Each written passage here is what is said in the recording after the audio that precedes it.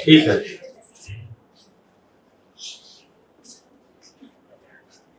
चले आगे बढ़े।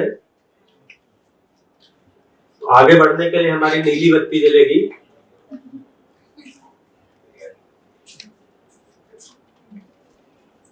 जीवन, इसको मैं भी बोलते हैं, इसको सेल्फ भी बोलते हैं,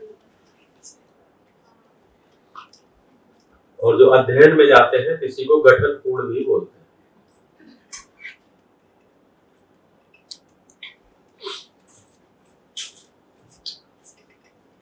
तो जीवन के बारे में आपको जो जो पता है बताइए।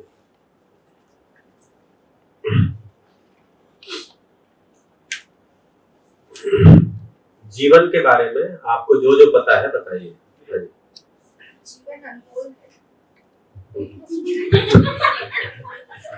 बढ़िया, शरीर भी अनमोल है।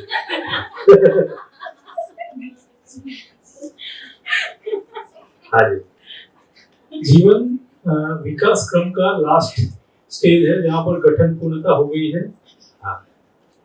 फिर जीवन के वो एक परमाणु ही है और उसके मन, वृत्ति, चित्त, बुद्धि, इसके 4 ऑर्बिट, अगर उस परमाणु की भाषा में बोलेंगे तो ऑर्बिट है।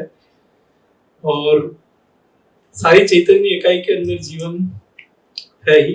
इसको चैतन्य बोलते हैं, एक नाम और है इसका, चैतन्य। ठीक है, चैतन्य बोलते हैं, और जो चैतन्य नहीं है उसको जड़ बोलते हैं। जड़ का मतलब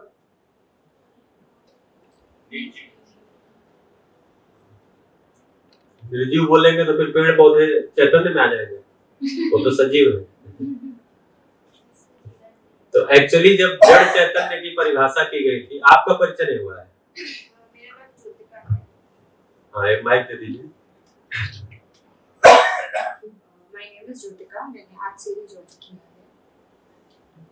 अच्छा, पहले आपका शिविर नहीं हुआ है तो थोड़ा आपको भाषा कड़ी नहीं लग रही होगी, कठिन नहीं? जी, तो पहले जो जड़ और चैतन्य कहा गया था, तो जड़ उसको कहा गया था, जड़ की परिभाषा पुरानी देखेंगे तो उसमें दिया था कि जिसमें क्रिया नहीं है वो जड़ है, और जो जिसमें क्रिया है उसको चैतन्य बोले थे। लेकिन बाद में पता चला कि क्रिया तो सब में है, हर पदार्थ में क्रिया है, क्योंकि पदार्थ परमाणु से बनता है, परमाणु के अंदर क्रिया है, न्यूक्लियस में कुछ अंश है और उसके चारों तरफ कुछ घूम रहे हैं, तो क्रिया है। तो फिर जो है इस परिभाषा को बदला गया कि जहां सोचने विचारने का काम होता है वो चैतन्य है, जहां सोचना विचारना नहीं होता वो जड़ है। ठीक है, तो सोचने विचारने का काम जो है वो थोड़ा पशु पक्षियों में होता है और ज्यादातर मानव में होता है। जैसे जब आप थोड़ा बीच बीच में बात करते भी चलेंगे, फिर इस पे सबसे अभी जीवन के बारे में मिलेंगे। जैसे पहला जो आप देखेंगे कि एक तरह की कैटेगरी अस्तित्व में है जो सांस नहीं लेते हैं, सांस नहीं लेते, मतलब जिनमें सांस नहीं होता है, चलता है, उनको पदार्थ बोलते हैं या निर्जीव बोलते हैं। इसके आधार पे भी बांटा है। दूसरा बोले कि जो सांस लेते हैं लेकिन चल फिर नहीं सकते,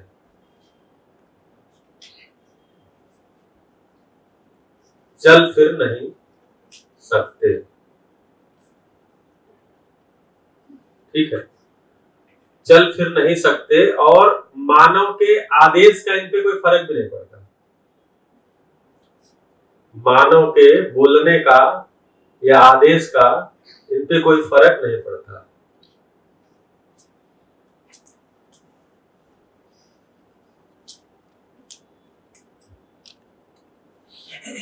इनको क्या नाम दिया है? पेड़ पौधे।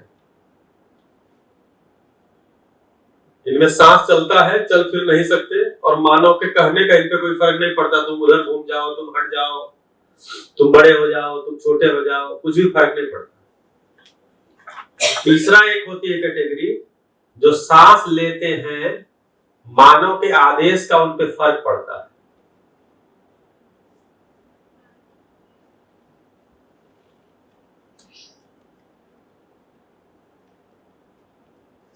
और ये चल फिर भी सकते हैं।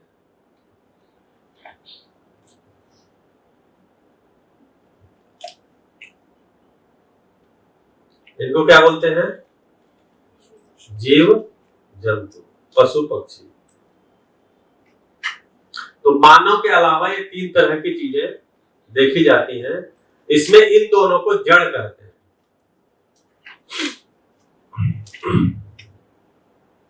इन दोनों को जड़ कहते हैं। जैसे क्या है, पदार्थ जो है जहां है जैसा है वैसा ही रहेगा।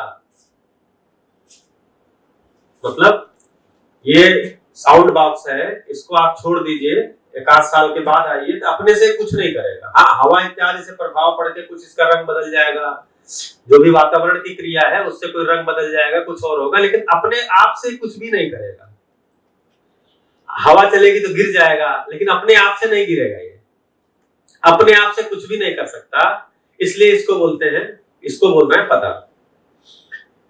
अगले जो पेड़ पौधे हैं उनमें क्या होता है, तो उनमें जहां पर वो उगते हैं, उनका बीज जहां गिरा है या जहां पौधा लगाया गया है या अपने आप उग गया है, उस जगह अगर मिट्टी के अंदर उनके पोषण का सामान है, यानी मिनरल्स और वाटर है, और हवा में उनको मिनरल्स मिल पा रहे हैं, सूरज की धूप मिल पा रही है, तो वो सरवाइव करेंगे।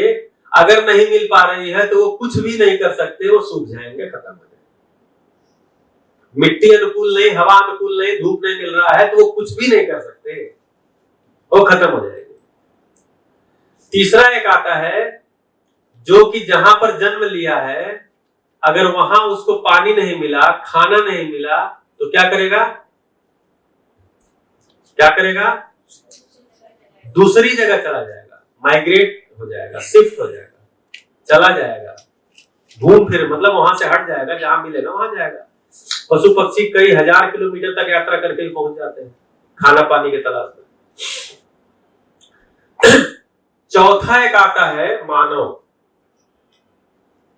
वो ये सब तो उसमें होता है, आदेश का फर्क भी पड़ता है। जिसपे आदेश का फर्क पड़ता है उसको ट्रेनिंग भी आप दे सकते हैं, इसीलिए पशु पक्षियों की ट्रेनिंग आप दे सकते हैं। इन पे आदेश का फर्क नहीं पड़ता है, इसलिए इनको ट्रेनिंग नहीं दे सकते आप। ये मानते हैं आदेश का फर्क पड़ता है, इसलिए इन पे ट्रेनिंग आप दे सकते हैं। मानव के आदेश का फर्क भी पड़ता है और वो सोच विचार भी सकता है, चल फिर भी सकता है, सोच विचार भी सकता है। इसको बोलते हैं मानव। अब मानव के बारे में देखेंगे तो क्या है कि जहां मानव जन्म लेता है, अगर वहां का हवा, मतलब वहां उसको पानी, हवा, भोजन इत्यादि अगर उसके अनुकूल नहीं है तो क्या करेगा? क्या करेगा? ऐसा वातावरण भी बना सकते हैं और दूसरी जगह भी जा सकते हैं। हाँ, वो जीवों वाला तो कर ही लेगा, वो माइग्रेट हो सकता है, लेकिन वो उस जगह को भी अपने अनुकूल बना सकता है।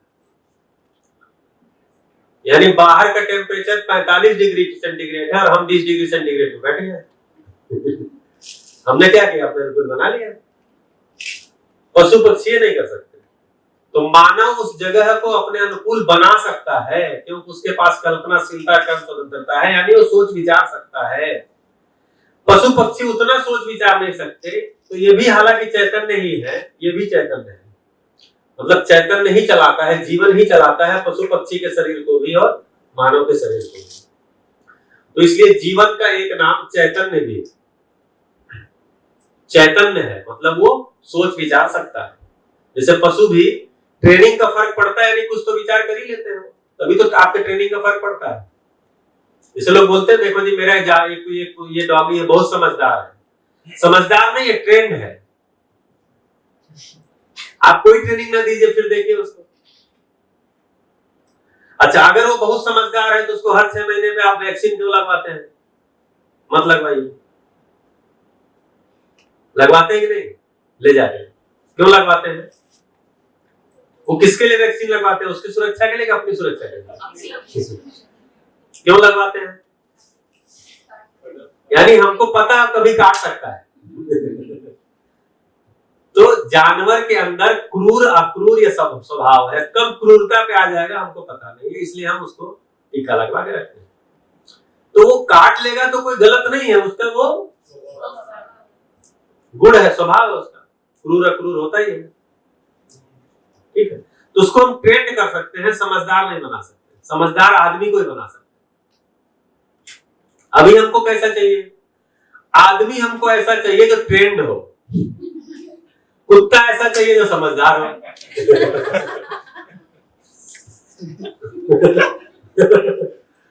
हमने ऐसे उल्टे बनाते दिए नियम सारा। सही है कि नहीं? आदमी हमको कहे तो हमारी कहना माने, तुरंत रिस्पॉन्ड करे, क्विक रिस्पॉन्ड। सर ने जब ये डिजाइन किया था टीचर्स प्रोग्राम, तो हम टीचर्स ट्रेनिंग प्रोग्राम कहते थे, और हर जगह ट्रेनिंग वर्ड ही यूज होता है, हर जगह ट्रेनिंग वर्ड यूज होता है। एम्प्लॉइज को ट्रेन, ह्यूमन ट्रेनिंग, हर जगह यही लिखा होता है।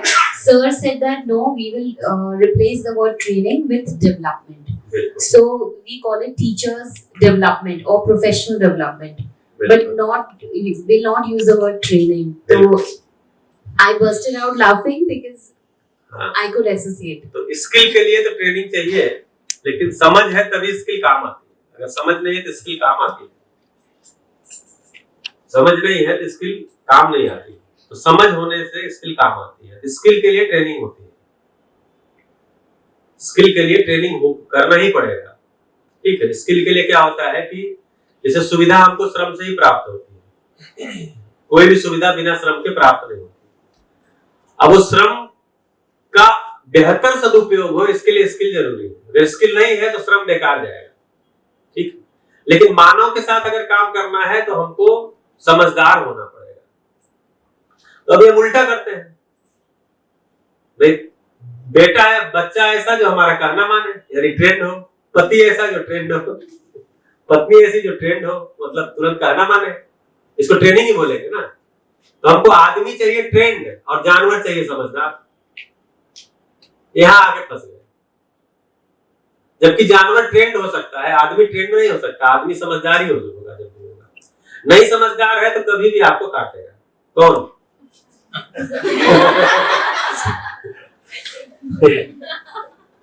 ठीक है, क्योंकि जो आम जैसे जो पशु पक्षियों का स्वभाव है वो क्रूर अक्रूर है।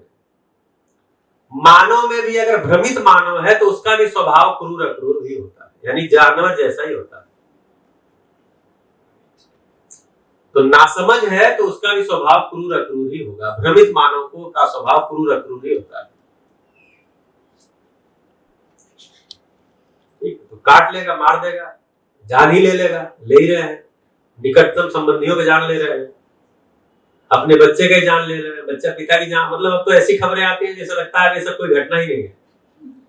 एक समय सब घटना होती थी कि पिता ने पुत्र को मार दिया, पुत्र ने पिता को मार दिया, पति ने पत्नी को मार दिया, पत्नी ने पति को मार दिया। अब ये सब घटना रही नहीं है। इसको हम जैसे क्या होता है कि कुत्ते ने आदमी को काटा, ये खबर नहीं बनती, इसकी खबर जरूरत है। आदमी ने कुत्ते को काट लिया, अब एक खबर बनती थी।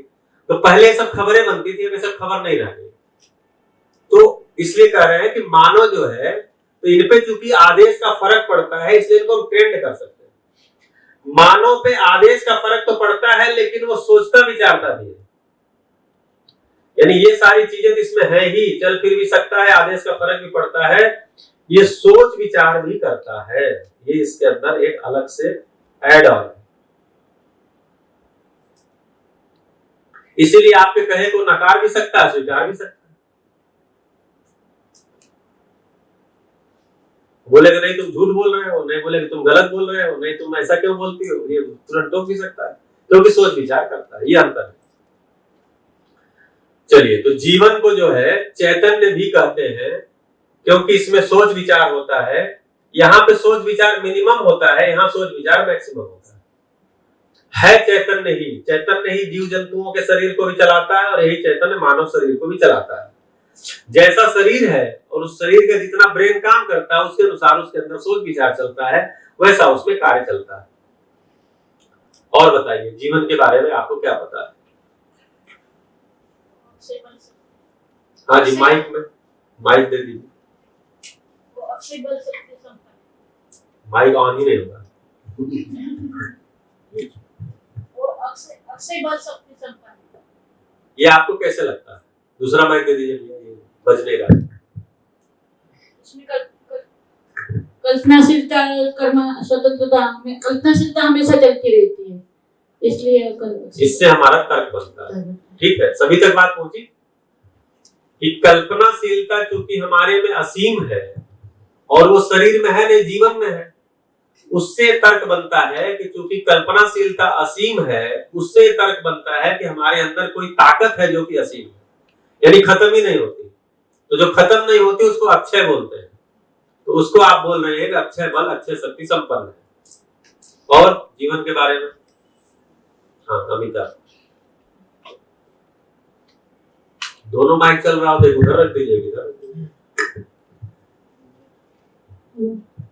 जीवन 10 क्रियाओं का अविभाज्य समूह।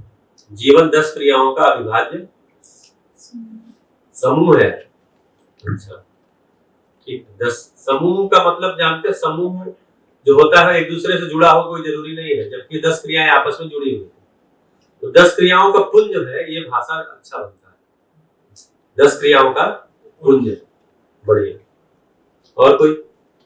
अभी क्या है ना, जीवन, हाँ ठीक है, जीवन को तात्विक विवेचन कर रहे हैं, कुछ व्यवहारिक, कुछ तार्किक, ऐसे लेके आइए। मतलब जितना आपको जीवन के बारे में पता है रखिए। और बताइए, जीवन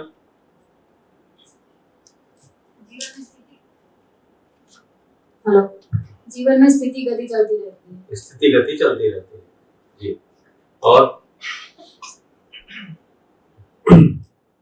कोई? जीवन अमर है, यानी हमेशा अभी भी है, बाद में भी रहेगा और आगे भी रहेगा। ये लॉजिक कैसे बनता है? गठन पूर्ण गठन पूर्ण हो गया, हो गया है। और अक्षय बल, अक्षय शक्ति अगर हमको पकड़ में आ गया है तो वहां से भी हम कह सकते हैं कि अमर है, क्योंकि जिसका बल और शक्ति खत्म ही नहीं होने वाला है, तो फिर वो कहां खत्म होगा? और गठन पूर्ण जब पकड़ में आ जाएगा तो पूरा स्पष्ट हो जाएगा। हाँ जी। और जीवन के बारे में? जीवन में मध्यस्थ है, मतलब मध्यस्थ क्रिया। आप माइक पकड़ लिए? हाँ जी। और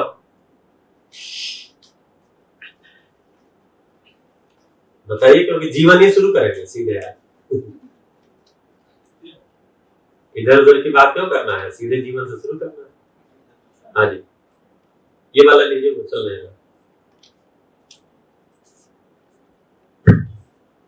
जीवन में देश और काल का इम्पैक्ट नहीं है, देश काल से परे है। कैसे बताइए? जीवन ही तो कहता है, सुबह हो गया, शाम हो गया, तो जब जीवन देर हो रही है, जीवन ही कहता है। जो मेरे को लगता है कि जीवन जब शरीर के साथ होता है, मानव शरीर के साथ होता है, तब उसमें जीवन देश काल का इम्पैक्ट होता है। पर जीवन अपने आप में देश काल से परे है। चलिए आगे इसको और देखेंगे, लॉजिक। और आगे और इसको स्पष्ट करेंगे, जीवन क्रिया को जब करेंगे तो। जीवन ही दृष्टा है। जीवन ही दृष्टा है। ये अध्ययन शिविर की महिमा है कि बड़ी बड़ी बातें खूब आती हैं। बड़ी है। किस चीज का दृष्टा है? दृश्य का। बहुत अच्छा। दृष्टा कब है? जब समझदार है। जब तक समझदार नहीं है तब तक नहीं हो पाता है, लेकिन दृष्टा पद में आ जाए इसके लिए अभ्यास है। बढ़िया। और निरंतर सुख चाहता है। आप देखिए, सही बात सुन रही है। जीवन निरंतर सुख चाहता है। क्यों निरंतर सुख चाहता है? रोटी का प्यासा है, जागृति चाहता है। निरंतर सुख क्यों चाहता है? उसकी मूल जरूरत है। वो बिगड़ा हुआ है क्या कि निरंतर सुख चाहता है?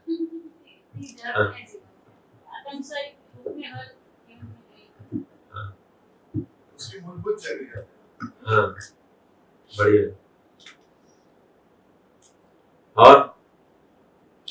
और जीवन क्या है? जीवन क्यों है? जरूरत क्या थी जीवन की? और फिर 80 किलो शरीर चलाने की जरूरत क्या थी उसको? हैं? जागृति को प्रमाणित करने के लिए। जिनको ये पता नहीं जागृति को प्रमाणित करना, वो उनका जीवन भी तो शरीर को चला रहा है। क्यों चला रहा है? सुख के लिए तो चलाना है। सुख के लिए चला रहा है। भ्रमित होने के कारण भी सही सुख की ओर नहीं जा सकता है, पर बिना शरीर के नहीं हो पाएगा सुखी, प्रमाणित नहीं होगा। ऐसा कैसे कह रहे हैं भाई? 80 किलो का शरीर पालो, फिर इसके लिए कमाओ, फिर इसके लिए घर बनाओ, फिर इसको खिलाओ, फिर इसको गाड़ी में बिठाओ, प्लेन में उड़ाओ, हाँ 70-75 किलो का 80 किलो का शरीर लेके ढो, फिर इसके मरने पे सब रोए। क्या जरूरत थी ये बवाल पालने की? ठीक है, बाजार में नहीं कोई जुगाड़ है। जैसे हमारे एक मित्र, जैसे आज आपको दूध पीने के लिए गाय पालना जरूरी तो नहीं है ना। दूध बाजार में मिलता है, तो गाय मत पालिए। ऐसा कोई शॉर्टकट नहीं था। क्या जीवन को आन पड़ी कि ये शरीर चलाने लग गया?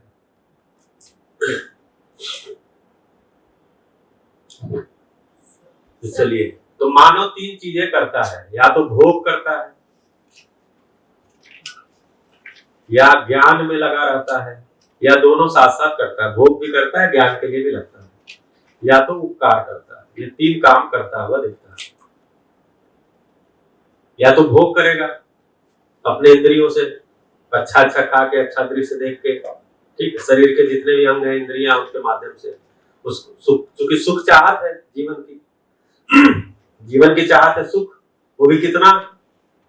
हर पल, हर क्षण, हर पल, हर क्षण, हर पल, हर क्षण, एक भी पल वो क्षण वो दुखी नहीं होना चाहता। सुख की तलाश में ही उसने अच्छे भी काम किए, सुख की तलाश में उसने बुरे भी काम किए। सुख की तलाश में उसने अपने बनाए हैं, और सुख की तलाश में उसने अपनों को दूर भी किया है। सुख की तलाश में उसने दूसरों को अपना बनाया है, और सुख की तलाश में ही अपनों को भी दूर कर दिया। तो सुख की तलाश है उसको, ठीक है। अब सुख की तलाश के लिए इंद्रियों का उपयोग करता है, इसी को भोग बोलते हैं। इंद्रियों के माध्यम से भोगता है, अच्छे गाने सुन के, अच्छा दृश्य देख के, मतलब जितनी भी इंद्रियां उनको उपयोग करना। अब इंद्रियां क्या है? इंद्रियां कहीं हवा में तो टंगी नहीं रहेंगी। इंद्रियां कहीं हवा में तो टंगी नहीं रहेंगी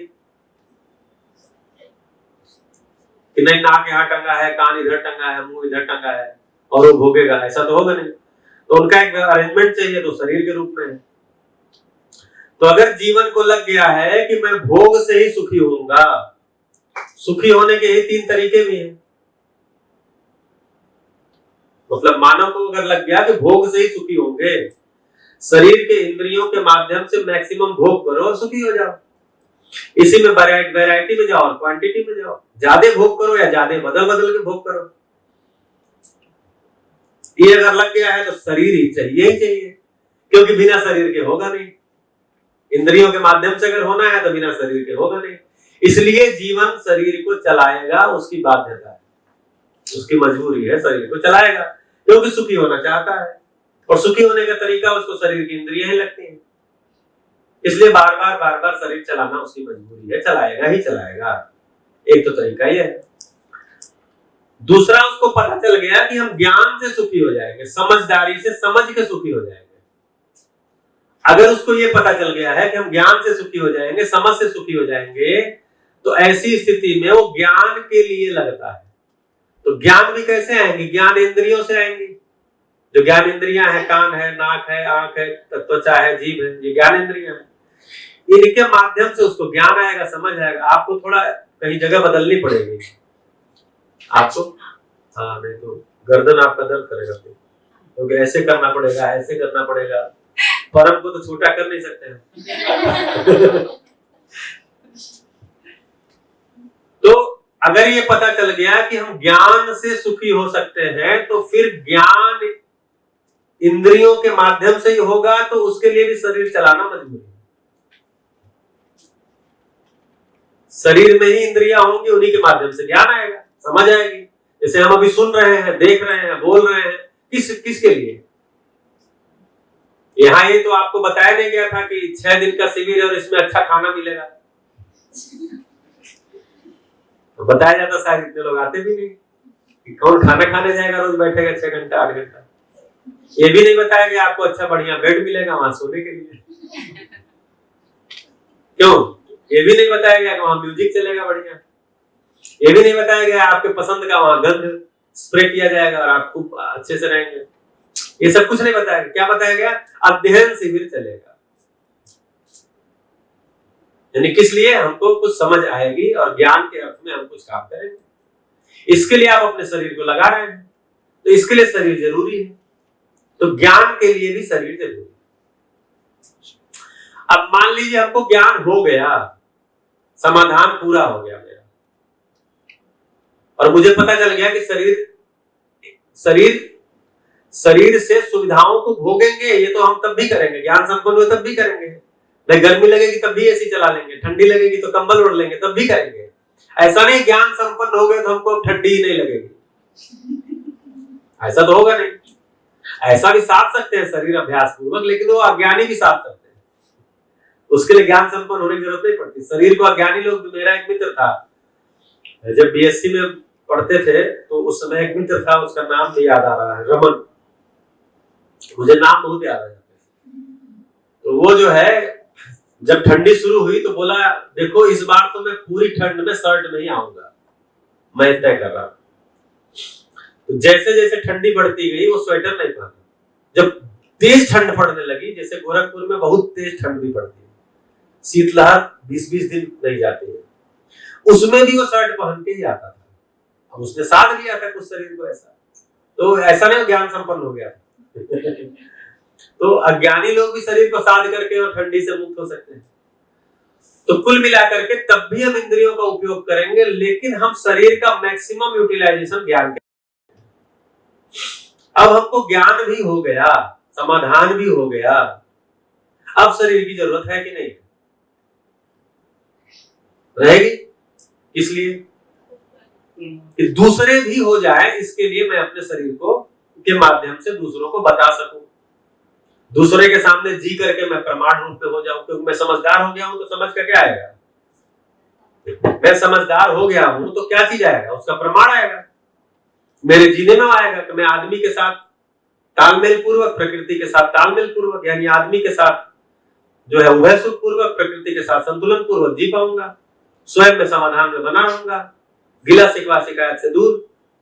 ठीक, तो ये सब मेरे प्रमाण आएगा। तो मैं प्रमाण रूप में भी हूं और दूसरों को समझ उपलब्ध कराने के लिए भी मेरा तन मन धन लगेगा, इसी को उपकार बोलते हैं। तब उपकार के लिए चाहिए। अब ये भी हो गया, उपकार भी जितना करना था मतलब हो गया, ज्ञान के लिए मेरी जितनी आवश्यकता थी हो गई। अब शरीर की जरूरत है नहीं है, अब 80 किलो नहीं ढोना है, मस्त रहा मस्ती में फिर, लेकिन आग लगे बस्ती में नहीं। अगर बस्ती में आग लगी तो शरीर चला भी सकते हैं, मतलब यही मौज है ना। मौज क्या चीज है? हाँ जी, हमारा जो ये कार्यक्रम है अपना, वो ज्ञान और उपकार का, हाँ, उपकार का जो प्रोग्राम है उसके लिए कंपलसरी है उपकार करना, जो जीवन का जो अंदर का एक जब ज्ञान संपन्नता, जैसे आपको कोई अच्छी बात पकड़ में आती तो आप जाके किसी से कहते ही हैं, रुक नहीं पाते। भले चेतना बहन बोल के गई है कि घर पे मत चर्चा करना, लेकिन सब चर्चा करते हैं, है कि नहीं? तो जब हमको कोई उत्सव हुआ है, ज्ञान हुआ है, तो हम चाहते हैं दूसरे तक भी पहुंचे। उपकार करना, जैसे आप अभी जो काम कर रहे हैं उपकार के लिए कर रहे मैं हैं, तो अभी ज्ञान के लिए कर रहा हूँ। हमारी समझ से तो वही है कि आप हमारे लिए तो उपकार कर ठीक है, वो हम अपना अपना टेक अवे ले सकते हैं, लेकिन मैं अभी चूंकि जब तक अनुभव संपन्न नहीं हुआ हूँ तब तक मैं ज्ञान के लिए ही कर रहा हूँ। तो अगर उपकार का जो प्रोग्राम है वो खत्म हो गया, उसके बाद में बॉडी मिलना बंद हो जाएगा, ऐसा कुछ है? उसी पे आ रहा था मैं। मैंने जल्दी ये डर, ये डर न लगे इसमें। क्या है कि जैसे मैं चाहता हूँ कि यहाँ बाहर 50 गाड़ियां खड़ी है, मारुति से लेके BMW और ऑडी तक सब खड़ी है, तो मैं क्या चाहता हूँ? मैं चाहता हूँ मैं निकलूं और जो गाड़ी मन करे उसमें हर सब की चाबी मेरे पास है। खरीदा मैं एक भी नहीं लेकिन सबकी चाबी मेरे पास है, तो मैं मेरा मन करेगा मैं किसी भी गाड़ी में बैठूं, चल दो। तो जो जिसको जागृत जीवन बोल रहे हैं, जिसको मतलब आचरण पूर्णता भी हो गई, आगे शब्द आएगा, वो जीवन इस मौज में हो गया कि मन करेगा तो शरीर चलाएगा, मन करेगा नहीं, उसकी मौज हो गई, बाध्यता नहीं है उसको। अपनी उपयोगिता बिना शरीर के लगती है, तो बिना शरीर के भी वो प्रेरित कर ही सकता है। और उसको लगता नहीं अब शरीर चलाना है तो चला भी सकता है। बिना शरीर प्रेरित कैसे कर सकते? हाँ, तो जीवन जो है, जब जीवन के अंदर जो गठन पूर्णता है, उसके बाद जब क्रिया पूर्णता होती है, आचरण पूर्णता होती है, तो उसमें जो गतियों का समायोजन होता है, उससे वो दूसरे जीवन को प्रभावित कर सकता है, मतलब दूसरे जीवन तक। जैसे एक बार जब बाबा जी बिल्कुल ही शरीर उनका अक्षम हो गया था 2016 के जनवरी में, तो साधन भैया ने उनसे पूछा कि भाई बाबा जी, अब आप जो है शरीर तो आपका बिल्कुल ही अब खराब हो रहा है, जैसा लग नहीं रहा ज्यादा दिन चलेगा। बोले हाँ, ये तो नियम है, शरीर जो जन्मा है वो मरेगा ही, शरीर जन्मा है तो शरीर मरेगा। तो बोले तो आपका शरीर जब नहीं रहेगा तब भी हम आपसे मिल सकते हैं? तो बोले हाँ, मिल सकते हैं। बोले कैसे? जब हम चाहेंगे तब? बोले नहीं, जब हम चाहूंगा तब। यानी जागृत जीवन को ही यह मौज है कि किसी भी जीवन को प्रभावित कर सकता है। हाँ, ठीक है। तो रिमोट में अगर बैटरी पड़ी है तभी उस टीवी तक वो प्रभाव जाएगा, बैटरी नहीं तो प्रभाव कहां जाएगा? ठीक है। तो बोले कि जब हम चाहूंगा तब, यानी कुल मिलाकर के जो मतलब ये अभी मेरे लिए सूचना है, तर्क लगा रहा हूं मैं भी समझने के लिए। जागृत जीवन के द्वारा जो बताया गया है वो मेरे लिए ज्ञान नहीं है। जैसे यहां जो कुछ भी मैं रख रहा हूं आपके लिए ज्ञान नहीं है, सूचना है। जब उसको जांच करके आपका अधिकार उस पर हो जाएगा तब आपके लिए ज्ञान हो जाएगा। तो वैसे ही अभी जो आदरणीय नागराज जी ने बहुत सारी चीजें, जैसे हम लोग 2-3 तरह की चीजें रखते हैं। एक तो जो हमने पहचान लिया है, जिसपे हम जी के देख लिए हैं, वो चीज हम सभा में रखते हैं। दूसरा, उसके आधार पे भरोसा बना है तो अन्य चीजें भी हमको पहचान में आ रही, नहीं ये भी सही होगा, उसको भी रखते हैं। तीसरा, जो हमने सुना है एक जागृत व्यक्ति के द्वारा, उसको भी हम रखते हैं, क्योंकि हो सकता है हमसे तेज आप जांच के पहुंच जाए, क्योंकि हर आदमी की गति अलग है, वो भी रखते हैं। तो अभी ये मेरे लिए भी सूचना है कि जो उन्होंने कहा कि जब हम चाहूंगा तब, तो मेरा एक तर्क बनता है कि जो जीवन जागृत हो गया, यानी फुल बैटरी उसकी चार्ज हो गई 100%, अब वो प्रभावित कर सकता है। जैसे आपको कभी कभी लगता नहीं अंदर से आवाज आएगी। अच्छा, जैसे मैं ये देखता हूं कि मैं इस दिशा में जितना मेहनत कम करता हूं, मुझे उपलब्धि ज्यादा हो जाती है और मुझे और करने की प्रेरणा मिल जाती है। तो कोई ना कोई तो उस स्थिति को कह रहे हैं कि जो उपकार भी कर लिया, उपकार के बाद भी हमको शरीर मौज आ गई। अब मेरी अब मेरी मौज है, मैं चलाऊं या ना चलाऊं, इसी को तो मौज बोलेंगे। नहीं तो उसके पहले बाध्यता है, चलाना ही है। हाँ जी सर, आई थिंक ये जो ज्ञान की प्राप्ति के बाद जो उपकार का है, कई बार ये कॉन्शियस नहीं भी होता। बाय आप जिस तरह से रहते हो, you create evidences, you set an example, लोग आपके आसपास रह के भी ट्रांसफॉर्मेशन आप उनमें देख सकते हो, by just you being, not trying hard to change और give pass on knowledge, but just आपकी presence, the way you exist also makes an transformation. तो कई बार ये कॉन्शियस डिसीजन नहीं भी होता उपकार करना, बट करना नहीं होता है, हो ही जाता है, उसी से आ रहा है। इसमें करना ही नहीं है, उपकार होता ही है। ठीक है, जैसे समझने के लिए तर्क है, समझने के लिए तर्क। जैसे अभी हम लोग क्या है, तर्क लगा रहे हैं, एक सूचना यहाँ रखा जा रहा है, उसको जांच रहे हैं, तो हम लोग किसी लॉजिक को वहां पर लगा रहे हैं। समझने के लिए तर्क है। फिर समझाने के लिए भी तर्क है, समझाने के लिए भी तर्क है। आपके सामने मैं कुछ रख रहा हूं तो सूचना को रख करके कुछ तर्क भी रख रहा हूं, जिससे कि आपके समझने में या हम दोनों के समझने में मदद हो सके। तो समझने के लिए भी तर्क है और समझाने के लिए भी तर्क है। जीने के लिए कोई तर्क नहीं होता।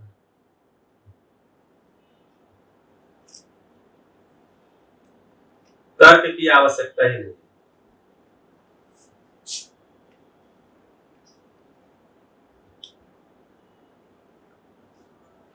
जब ये ज्ञान संपन्न मानव जीता है तो ये किसी को समझा रहा होता कोई जरूरी नहीं, उसके आचरण से ही प्रभावित होते हैं, तभी तो वो ज्ञान संपन्नता है। जैसे आदरणीय नागराज जी को प्रश्न ही यही खड़ा हुआ शुरू में, शास्त्र प्रमाण या शास्त्र का उद्गाता प्रमाण, दर्शन प्रमाण या दर्शन का प्रणेता प्रमाण, कौन प्रमाण होगा? मानव ही प्रमाण होगा ना। तो मानव समझदार हो गया है तो मानव का जो रिफ्लेक्शन है उससे तो लोग प्रभावित होते ही है, वही उपकार है। वो कुछ करेगा ऐसा जो दिन रात कर ही थोड़ी रहा है, नहीं नहीं चलो उठो जगो, उठो जल्दी उठो। जैसे हम अमरकंटक में जाते थे तो मैं तो माता जी से मिल नहीं पाया था, जो हमारे पुराने साथी बोलते हैं कि जब जाते थे तो माता जी के एक ही, माता जी मतलब आदरणीय नागराज जी की वाइफ, उनको बाबा जी महात्मा बोलते थे, महात्मा। तो बोलते थे, वो बोलती थी उठो उठो जल्दी चाय बन गई है पी लो, नहा लो, नहीं उठो उठो जल्दी नहा लो चाय पी लो। ये उनका भाषा था। तो हमारे मित्र बोलते थे कि उठो चाय पी लो तो समझ में आता, लेकिन बीच में बोलती थी नहा लो। तो बोलते थे, हमने एक बार पूछ लिया ये आप बीच में नहा लो क्यों बोलती हैं? तो बोले कि हम लोग क्योंकि नर्मदा के उद्गम पे रहते थे तो उठते ही हम लोग का पहला काम था नहाना नर्मदा में, तो अभ्यास ही बन गया है जगने के बाद नहाना ही, इसलिए सबको बोलते उठो उठो नहा लो चाय बन गई पी लो। तो ऐसा थोड़ी करता घूमेगा, नहीं उठो चलो अध्ययन करो, उठो उठो सब उठो चलो अध्ययन करो, हाँ नहीं तो तुम बेकार हो जाओगे, तुम तो बेकार आदमी हो, अध्ययन नहीं कर रहे, ये थोड़ी करेगा वो। ठीक है, तो आचरण से ही व्यक्त होगा। ठीक है, वहां तर्क की जरूरत ही नहीं पड़ती है जीने में, वो जिएगा, तर्क हम लगाएंगे क्योंकि समझना हमको है। अगर इससे समझना चाह रहे हम प्रश्न करेंगे तो समझाने के लिए तर्क लगाएगा, लेकिन जीने के लिए वो तर्क नहीं लगा रहा, अपने जीने के लिए। और अगर जीने में तर्क है इसका मतलब समझ में नहीं आया। एक चीज थोड़ा समझना ही चाहता हूँ, कौतूहली है ये, ज्ञान की तो बात नहीं है मेरे ख्याल, पर जब हम कहते हैं कि वो प्रेरणा दे सकते हैं, यानी एक चीज होता है कि वो बिना शरीर के भी देख सकते हैं, सुन सकते हैं, कुछ कर सकते हैं। इसका मतलब तो ये हुआ, जब हम कहते हैं कि शरीर हमको चाहिए भोगने के लिए, ज्ञान करने के लिए, भोगेंगे कैसे? इंद्रियों से ही करेंगे, ज्ञान इंद्रियों से ही करेंगे, तो ये एक ऐसी चीज हुई, ये समझना चाहता हूँ। बढ़िया। तो पदार्थ में जो है यानी गठनशील में जो पदार्थ है और प्राण है, ये गठनशील है, तो इसमें जो है क्रियाएं होती है, पहचानना, पहचानना, निर्वाह करना, ये क्रिया इसमें होती है। ठीक है, जो लोग ये अध्ययन किए हैं या थोड़ा भी शिविर को थोड़ा गहरा किए होंगे उनको ये सूचना होगी कि पहचानना, निर्वाह करना, ये दो क्रिया पदार्थ और प्राण में होती है। जीव में जो होती है एक चीज जुड़ जाती है, मानना, मानना, लेकिन ये रहता ही है। ज्ञान अवस्था में एक चीज नहीं जुड़ जाती है जिसको बोलते हैं जानना, जानना, मानना, पहचानना, निर्वाह करना। ठीक है, अब अगर जान लिया है, जान के माना है, तो ये क्रिया तो चलती रहती है ना, पहचानना, निर्वाह करना, तो उसमें इंद्रियों की जरूरत नहीं पड़ती, देखा, सुना, सूंघा, इसकी आवश्यकता नहीं पड़ती, पहचानना, निर्वाह करना होता है। जैसे जीवन जीवन को पहचानता, अभी भी भ्रमित अवस्था में भी, जैसे बाबा जी ने सूचना दिया है, मैं भी उस पर कुछ लॉजिक लगाया हूं, मैं भी कहीं पहुंच रहा हूं अभी, उसमें उन्होंने कहा है कि जब जीवन शरीर से अलग हो जाता है, जैसे जीवन शरीर को छोड़ देता है, ये सही भाषा नहीं है क्योंकि वो तो छोड़ना नहीं चाहता। ठीक है, 5 रुपए का पेन हमारा गायब हो जाता तो हम दिन भर टेंशन में रहते, जबकि 5 दिन पहले खरीदे थे और 5 ही रुपए का था, और हम दिन भर यार मेरा पेन था, पता नहीं कहाँ छूटा था, देखना तुम्हारे पास छूटा है। और ये शरीर जिसको जन्म से ढोए हैं उसको छोड़ेंगे इतना आसानी से? तो वो जल्दी, तो जब छूट जाता है तो उसके बाद वो जो है श्रेष्ठता क्रम में ही लग जाता है। ऐसा कहा है उन्होंने कि जैसे उसी परिवार में उसको शरीर को चलाना है और उसके आगे 2 जीवन पहले से लाइन में लगे उस परिवार के लिए, तो वो पीछे रहता है। शरीर के साथ ही सारा बहुत सारा चीजें जुड़ा हुआ है, छोटे बड़े और आगे पीछे वाला। तो पहचानना, निर्वाह करना ये बना रहता है। अब अगर भ्रमित है तो उसके अनुसार पहचानना, निर्वाह करना करेगा, जागृत है तो उसके अनुसार पहचानना, निर्वाह करना करेगा। पूरकता को ही पहचानेगा। नहीं, मैंने बहुत सुना हुआ है, जैसे सोम भैया से भी सुनते हैं कि वो ऐसी जगह पे करते हैं कि वहां पे जीवन शेष बैठे रहते हैं, वो भी कुछ देख रहे हैं। तो ये समझ में नहीं आ रहा, तो वो यानी वो पहचानना, निर्वाह करना कैसे होता है, वो प्रेरणा कैसे हम दे पाते हैं, वो जीवन को और ज्यादा शरीर लेने की भी प्रेरणा दे सकते हैं हम भी कोई कहीं पे भी। तो ये क्या है वो चीज, बिल्कुल तार्किक रूप में नहीं। तो जब शरीर को छोड़ता है तो जीवन किस स्वरूप में होता है? सूक्ष्म स्वरूप में ही होगा। कैसे, आकार क्या होगा? जो शरीर छोड़ा होगा, मेरे ख्याल से मैं जितना कार्य कर रहा हूं वही रूप में होगा। बिल्कुल वही है कि जिस शरीर को छोड़ा है, आदमी के शरीर को छोड़ा है, जिस हाइट के शरीर को छोड़ा है, उसी हाइट में पुंजाकार गति करता हुआ वो बना रहता है, उसी आकार में बना रहता है। दूसरे भी जीवन है, तो इसका जो कंपन है और दूसरे के कंपन में अंतर होता है, उसके कारण वो जो है इसके प्रभाव में भी अंतर जाता है। ठीक है, मतलब जो जैसे जीवन के अंदर बदलाव क्या होता है, गठन पूर्णता का मतलब क्या हुआ कि अब इसके अंदर आना और अंदर से कुछ बाहर जाना ये बंद हो गया, इसी को गठन पूर्णता बोलते हैं। ठीक है, गठनशीलता का मतलब क्या है कि परमाणु है, इससे बाहर भी कुछ जाता है, इसके अंदर भी कुछ आ सकता है। अंशों का आना जाना, जिसके इलेक्ट्रॉन्स का आना जाना कहते हैं, उसके कारण ही इसके कारण ये परमाणविक स्वरूप में रह नहीं पाता है, आणविक स्वरूप में रहेगा या यौगिक स्वरूप में रहेगा। स्वतंत्र परमाणु जल्दी मिल नहीं पाते हैं, ज्यादातर या तो वो आणविक मॉलिक्यूलर में होते हैं या तो कंपाउंड फॉर्म में होते हैं, क्योंकि इनके अंदर आदान प्रदान चलता है। गठन पूर्ण क्या कर रहे हैं कि आदान प्रदान बंद हो गया, मतलब आना जाना अंदर है ही नहीं है। तो फिर क्या हो रहा है अंदर? अगर आना जाना नहीं है तो फिर हम क्या कर रहे हैं अंदर बैठ के? अब इसके अंदर कर क्या रहे हैं? जो अध्ययन कर रहे हैं, अध्ययन करना है, इसके अंदर गुणात्मक मतलब बदलाव लाना, तो क्या चीज लाना? तो इसके एक उदाहरण देता हूं मैं, और भी शिविरों में दिया होगा, अगर जो लोग पहले शिविर किए होंगे मेरा, जैसे इस कमरे में शिविर होना है तो इस शिविर के लिए चटाइयां चाहिए, जितनी चटाइयां चाहिए उतनी चटाइयां वहां आ गई। एक ज्यादा आ गई, बोला नहीं नहीं एक बाहर ले जाओ फालतू है, तो वो 2 बाहर ले गए, बोले अरे 2 क्यों ले गए, एक और अंदर लाओ। ऐसा करते चटाइयां जितनी आनी थी उतनी हो गई, जितनी कुर्सियां आनी थी वो कुर्सियां भी सारी वहां रख गई। ठीक है, बोर्ड आना था, बोर्ड भी इधर आकर उधर कोने में रखा गया, एलसीडी आ गया, ये भी रखा गया, आदमी जितने आने थे वो भी आ गए। ठीक है, मार्कर पेन आना था वो भी आ गया, पंखा एसी लगना था वो भी लग गया, या पहले से ही था या लगाना पड़ा लगा दिया, ये सब कर दिया, सब चीज आ गया। अब शिविर चलाने के लिए जितने भी आइटम चाहिए थे, यूनिट चाहिए थे, वो सारे के सारे इस हॉल में आ गए संख्या। अब ना तो एक भी ज्यादा है ना एक भी कम है, यानी बिल्कुल अब आना जाना होना ही नहीं। अब शिविर चल जाएगा, चल जाएगा क्यों? और भी चीज आ सकती है, अब आना ही नहीं है। अब तो जरूरत की, जब हमने लिस्ट बनाई थी 20 बार देख लिया था, अब सारा जितना जरूरत ही आ गया, अब नया कहां से जुड़ेगा? सुनने वाले भी आ गए, सुनाने वाले भी आ गए, सब आ गए। स्टार्ट तो कर ही सकते हैं। जब आने जाने का मैं रख रहा था तो आप ध्यान दे रहे थे मैं क्या बोल रहा था? जितनी चटाइयां थी जरूरत है वहां आ गई, जितनी कुर्सियां थी सब वहां पर इकट्ठा हो गई, बोर्ड इधर कोने में आ गया। हो सकता है कि उसके अंदर ही गुणात्मक परिवर्तन हो सकता है, वो व्यवस्था अंदर ही अंदर कुछ परिवर्तन हो सकता है। ऐसा चटाइयां वहां खड़ी है सारी, शिविर चल पाएगा? ये ठीक जगह बिछाना पड़ेगा। कुर्सियां सब उधर खड़ी है, अब शिविर चलेगा नहीं, कुर्सियों को लगाना पड़ेगा।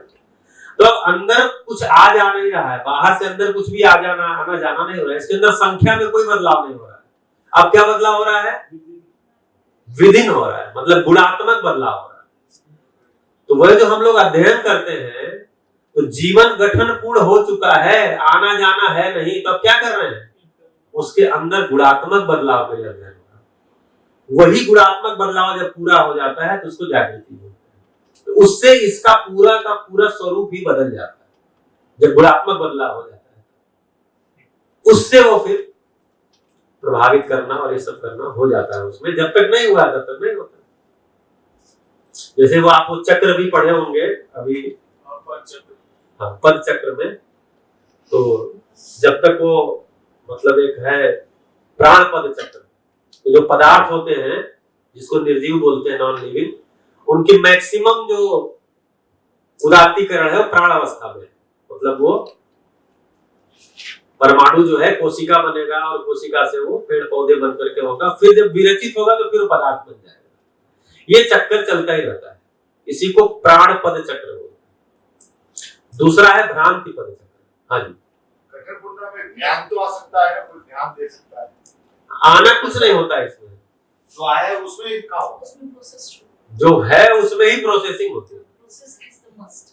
अब बाहर से आ नहीं रहा ज्ञान, ज्ञान वैसे भी बाहर नहीं होता है, सूचना बाहर होती है, सूचना के माध्यम से तो आएगा। इसलिए इंद्रियों की जरूरत है ना। जब तक ज्ञान संपन्न नहीं हो रहा तब तक इंद्रियों की जरूरत है। इंद्रियों के माध्यम से इसके अंदर ही ज्ञान पहचान में आने लग जाता है। इंद्रियों का जो इस पे प्रभाव पड़ता है, इंद्रियों के माध्यम से जो कुछ भी इस पे प्रभाव आ रहा है, उस प्रभाव का इसके अंदर ही ज्ञान मेरे अंदर ही प्रकट होता है। ज्ञान का उद्घाटन मेरे अंदर ही होता है। बाहर से केवल सूचना आती है, सूचना से मेरा ध्यान जाता है तो ज्ञान होता है। ज्ञान बाहर नहीं है, बाहर इंफॉर्मेशन है। हाँ जी, ऐसा समझ सकते हैं कि ज्ञान मेरे अंदर है ही, पहले से भरा हुआ है, उसको सिर्फ एक्सप्लोर करते हैं। हाँ, बस वही करना है। वही है। उसी के लिए बार बार सूचना, बार बार सूचना, बार बार सूचना आना। ठीक है, तो इसीलिए जिनको संपृक्तता जब पकड़ में आती है, आप लोग चूंकि अध्ययन भी किए होंगे, संपृक्तता का मतलब क्या हुआ कि व्यापक में सारी इकाइयां डूबी भीगी घिरी है। तो जीवन भी व्यापक में है, तो जीवन भी व्यापक में डूबा है, व्यापक से घिरा है, व्यापक से भीगा है। से भी भाषा ठीक नहीं है, से बोलते हैं तो लगता है कि व्यापक उसको डुबाया है। तो व्यापक में डूबा है, व्यापक में ही घिरा है, व्यापक में ही भीगा होगा। ठीक, और तो यानी व्यापक जो है जीवन में अंदर भी कण कण में है, हर अंश में है। 122 तरह के अंश अंदर होते हैं, सब में है। ठीक है, तो अब व्यापक का ही एक नाम ज्ञान भी है। तो ज्ञान मेरे अंदर है ही, मैं ज्ञान में हूं ही, बस मेरा ध्यान चला जाए तो ज्ञान तो है ही। तो आपको अगर ज्ञान बाहर होता तो कोई इंजेक्शन ज्ञान का आता लगा देते, कोई दवाई आती ज्ञान की खिला देते, कोई खाना आता कि ज्ञान वाला खाना है खा लो। लेकिन बाहर है ही नहीं, बाहर इंफॉर्मेशन है। बस हम ध्यान देंगे तो हमारे अंदर उसका ज्ञान उद्घाटित हो जाता है, पहचान में आ जाता है। मूल्य सारे मेरे अंदर ही है। अलग अलग संबंध क्यों है? उन संबंधों में शिष्टता का अभ्यास करके उन मूल्यों की मेरे अंदर अनुभूति हो जाए, उसको करते हुए अनुभव संपन्न हो जाए।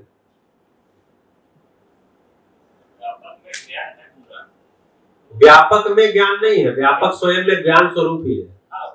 स्वयं में ज्ञान स्वरूप है, जो अपना पशु कैटेगरी जो है उसमें मेधस विकसित नहीं हुआ है, उसकी वजह से वो कहने वाला बोल रहा है। मेधस भी विकसित नहीं हुआ है और उसकी इंद्रियां भी उस तरह से नहीं है कि उनको पूरी सूचना मिल सके। एक्टिव नहीं है। बिल्कुल।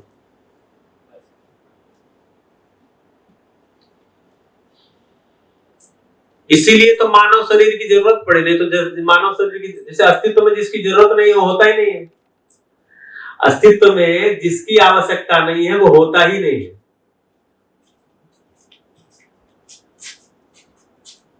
तो जिसकी आवश्यकता नहीं है वो जब होगा ही नहीं तो मानव की जरूरत क्यों पड़ी? क्योंकि बाकी जो जीव थे, शरीर थे, उनसे ज्ञान संपन्न हुआ नहीं जा सकता है और जीवन को ज्ञान संपन्न होना है, इसलिए मानव शरीर की जरूरत पड़ी अस्तित्व में। अब अगर मानव शरीर से भी ज्ञान संपन्नता नहीं हो पाती तो अगले शरीर की भी जरूरत पड़ती। लेकिन अभी चूंकि मानव से ज्ञान संपन्नता हो गई है, जैसे मैं जिस व्यक्ति से मिला हूं आदरणीय नागराज जी से, उनसे मैं देख पाया हूं ज्ञान संपन्नता मानव में हो सकती है। और भी लोग हुए होंगे, मैं ऐसा नहीं कह रहा हूं आज तक धरती पे केवल नागराज जी ज्ञान संपन्न हुए, ऐसा दावा नहीं कर रहे, लेकिन जिनसे मैं मिला हूं उनकी बात कर रहा हूं। जिनके बारे में सुना हूं वो अलग बात हो गई, लेकिन जिनसे मिला हूं उनकी बात मैं कर रहा हूं। यानी मानव ज्ञान संपन्न होता है ऐसा मैंने देखा है। इसलिए मानव के अगली मानव से उच्च कोई शरीर की जरूरत अब तक नहीं पड़ी होगी धरती पर, क्योंकि एक मानव हो सकता है तो सभी हो सकते हैं, तर्क तो ही बनता है। एक मानव अगर ज्ञान संपन्न हो सकता है तो सभी हो सकते हैं, क्योंकि सभी में अक्षय बल अक्षय शक्ति संपन्नता है। सभी इसके शरीर की डिजाइन एक ही है, शरीर की डिजाइन एक ही है ना, और सबकी नीड भी एक ही है। भौतिक चीजों की नीड एक ही है। सब खाना खाते हैं, सब नाक से सांस लेते हैं, सभी कान से सुनते हैं, सभी आंख से देखते हैं, सभी स्किन से ठंडा गर्म मुलायम कड़ा पहचानते हैं, सभी मलमूत्र का विसर्जन करते हैं, पसीना निकालते हैं।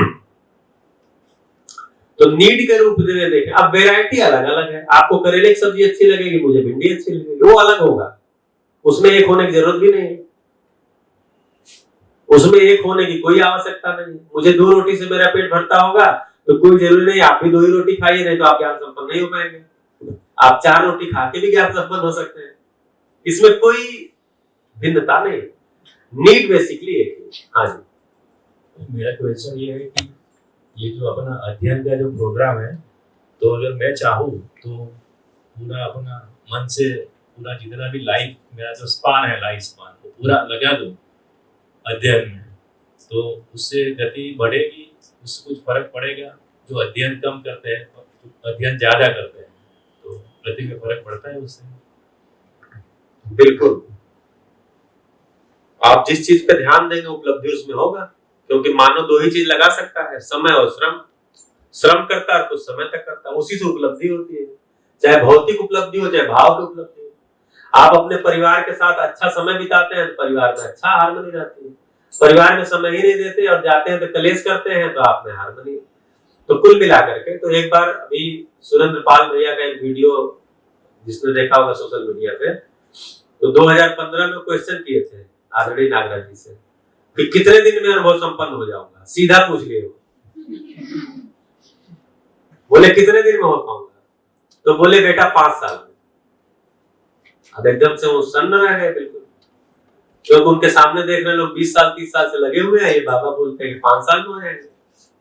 तो फिर वो प्रश्न को थोड़ा सा चेंज किए, उन्होंने कहा वो 5 साल का जीरो कहां से शुरू होगा?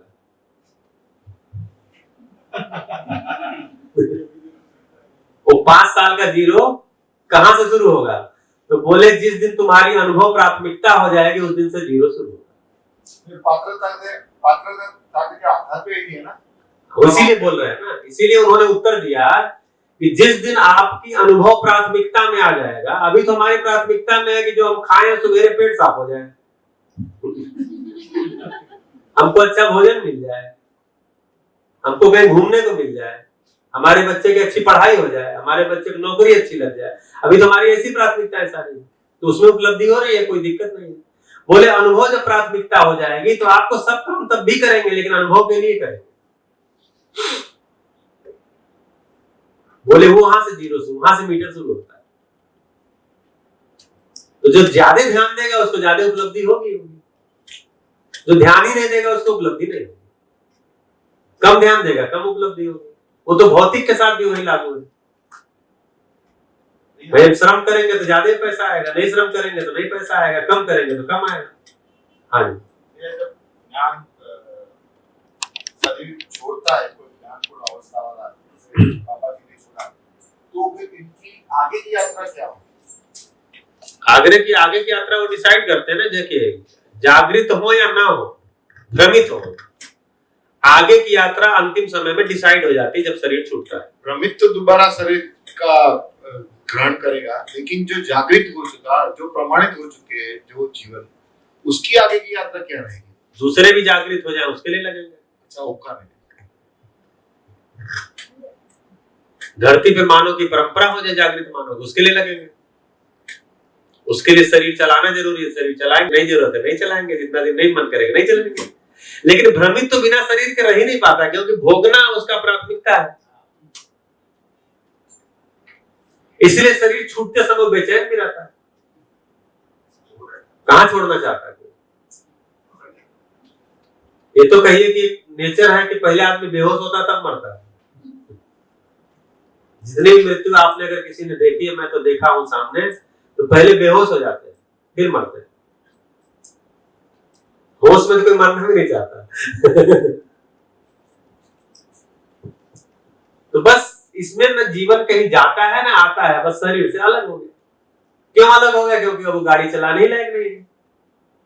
भाई सर्विसिंग भी करा लिया, ऑयल भी बदलवा लिया, फिल्टर बदलवा लिया, इंजन का पूरा ओवरहालिंग करवा लिया, सब करा के देख लिया, मतलब वाल्व लगवा लिया, किडनी बदलवा लिया, सब कर लिया, उसके बाद भी वो चल ही नहीं रहा है। तो अब गैरेज में लेके जाएंगे तो क्या बोलेगा गैरेज वाले? साहब क्या इसको घसीट रहे हो, छोड़ो अब इसको, दूसरा गाड़ी ले लो।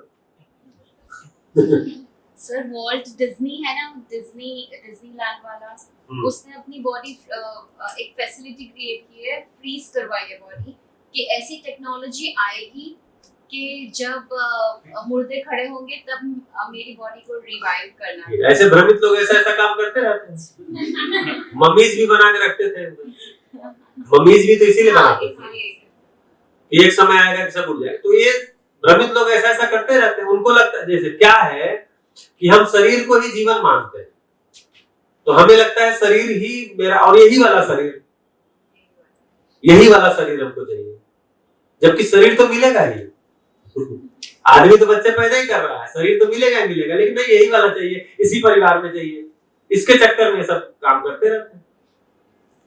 तो जितना जितना मैं स्वयं को शरीर मानता हूँ, उतना उतना शरीर से जुड़ी हुई सुविधाओं को मैं प्राथमिकता देता हूँ, उतना उतना मैं संबंध को प्राथमिकता नहीं देता, सुविधाओं को प्राथमिकता देता हूं, क्योंकि मैं शरीर को ही स्वयं मान के जीता हूं। इसलिए शरीर को ही सारा कुछ करने के लिए उसको फ्रीज करेंगे, उसको सुंदर बनाएंगे, उसको अच्छे कपड़े पहनाना, उसको मतलब अच्छे कपड़े तब भी पहनाना ही चाहिए, लेकिन अच्छे कपड़े पहनाना ही हमारा लक्ष्य हो गया, अच्छे खाना खिलाना ही लक्ष्य हो गया, इसके इंद्रियों को ही भोग करना लक्ष्य हो गया है। ऐसा क्यों हो गया? क्योंकि मैं स्वयं को शरीर मान के जीता हूं। इसीलिए मैंने रखा है कि जीवन के बारे में जो आपको लग रहा है बताइए। तो पहले तो इस सभा में कितने लोगों को लगता है कि जीवन है? अच्छा, मैं उल्टा पूछ रहा हूं, कितने लोगों को लगता है कि जीवन कुछ होता नहीं है? चलिए, आप उससे आगे बढ़ गए तभी अध्ययन कर रहे हैं। क्योंकि जीवन का ही अध्ययन है। अच्छा, जीवन की ऐसी ताकत है कि जीवन स्वयं का भी अध्ययन कर सकता है और जीवन सब कुछ का भी अध्ययन कर सकता है। यानी जीवन ही स्वयं को भी पहचानता है और जीवन ही सब कुछ को भी पहचानता है। तो भाषा बनती है मैं जीवन हूं, शरीर को चलाता हूं, शरीर मेरा और मैं सुखी होना चाहता हूं। मैं जीवन हूं, सुखी होना चाहता हूं, निरंतर सुख की तलाश में हूं, शरीर को चलाता हूं। भ्रमवश मैंने शरीर को ही जीवन मान लिया है, इसलिए शरीर की आवश्यकताओं को ही अपनी आवश्यकता मान लिया है। मैं बार बार शरीर की आवश्यकताओं को बढ़ाने का, शरीर की आवश्यकताओं को जुटाने का, उसमें वैरायटी, उसमें क्वांटिटी में जाने का प्रयास करता हूं। अब सुखी हो जाऊंगा, अब सुखी हो जाऊंगा, अब सुखी हो जाऊंगा, ऐसा मुझे लगता है।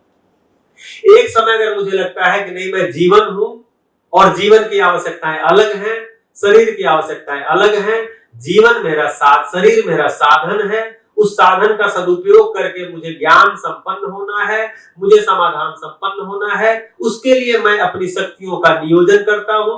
मैं ज्ञान के लिए, समझ के लिए अपनी शक्तियों को लगाता हूं। शक्तियों को लगाता हूं तो मैं ज्ञान की दिशा में जाता हूं, ज्ञान संपन्नता की तरफ जाता हूं। ऐसा करते हुए एक समय ऐसा आता है कि मैं ज्ञान संपन्न होता हूं। तब मुझे दूसरा भी समझ में आता है, दूसरा भी शरीर नहीं है, दूसरा भी जीवन है, शरीर को चलाता है, वो भी मेरे जैसा ही है। जैसे मैं भ्रमित होकर के दूसरे को दुखी करता हूं, वैसे वो भी भ्रमित स्थिति में मुझे दुखी कर रहा है। उसका इंटेंशन दुखी करने का नहीं है, वो अपने सुख की तलाश में। क्योंकि हम दोनों संबंधी हैं और संबंध को समझे नहीं, इसलिए हम हिट एंड ट्रायल कर रहे हैं।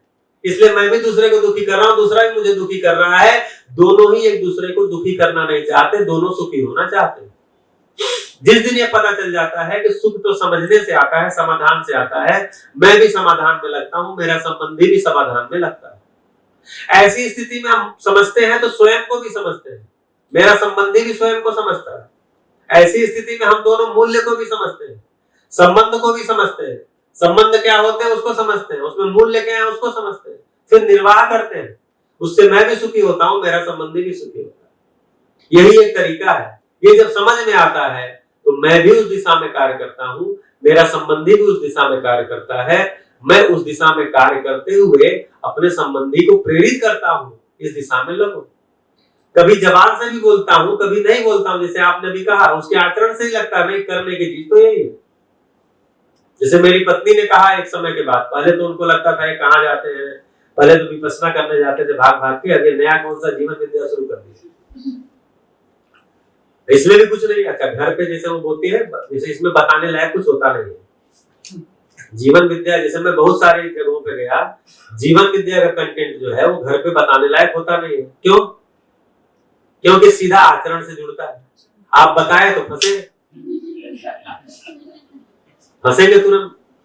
तो वो बोलती थी क्या है, तो हम बोलते थे कि ये भी ऐसा ही है कुछ, बोलती फिर क्यों जाते हैं, सब कुछ इसमें नया नहीं है। अब उसमें मैं 6 महीने के लिए अध्ययन के लिए चला गया। बेटा मेरा छोटा था, 1.5 साल का। अब उनको लगता था कि भाई अब लो, ज्वाइंट फैमिली हमारी वहां पर रहती थी साथ में, तो उसके कारण मैंने निर्णय कर लिया कि मैं जाऊंगा अध्ययन के लिए। खैर किसी तरह से भारी मन से अध्ययन करने के आके 6 महीने बाद 1 महीना बीतता है तो पत्नी बोलती है कि नहीं, मुझे भी ये शिविर करना है। हमने कहा क्यों? बोले नहीं, आदमी इससे बदलता है, इससे आदमी बदलता है, ये कंटेंट अच्छा है, ये वाली दुकान ठीक है जो आप पकड़े हुआ। तो फिर तब से हम साथ साथ हो गए। 2010-11 के बाद से हम साथ साथ हैं, साथ में अध्ययन करते हैं, साथ में अभ्यास करते हैं।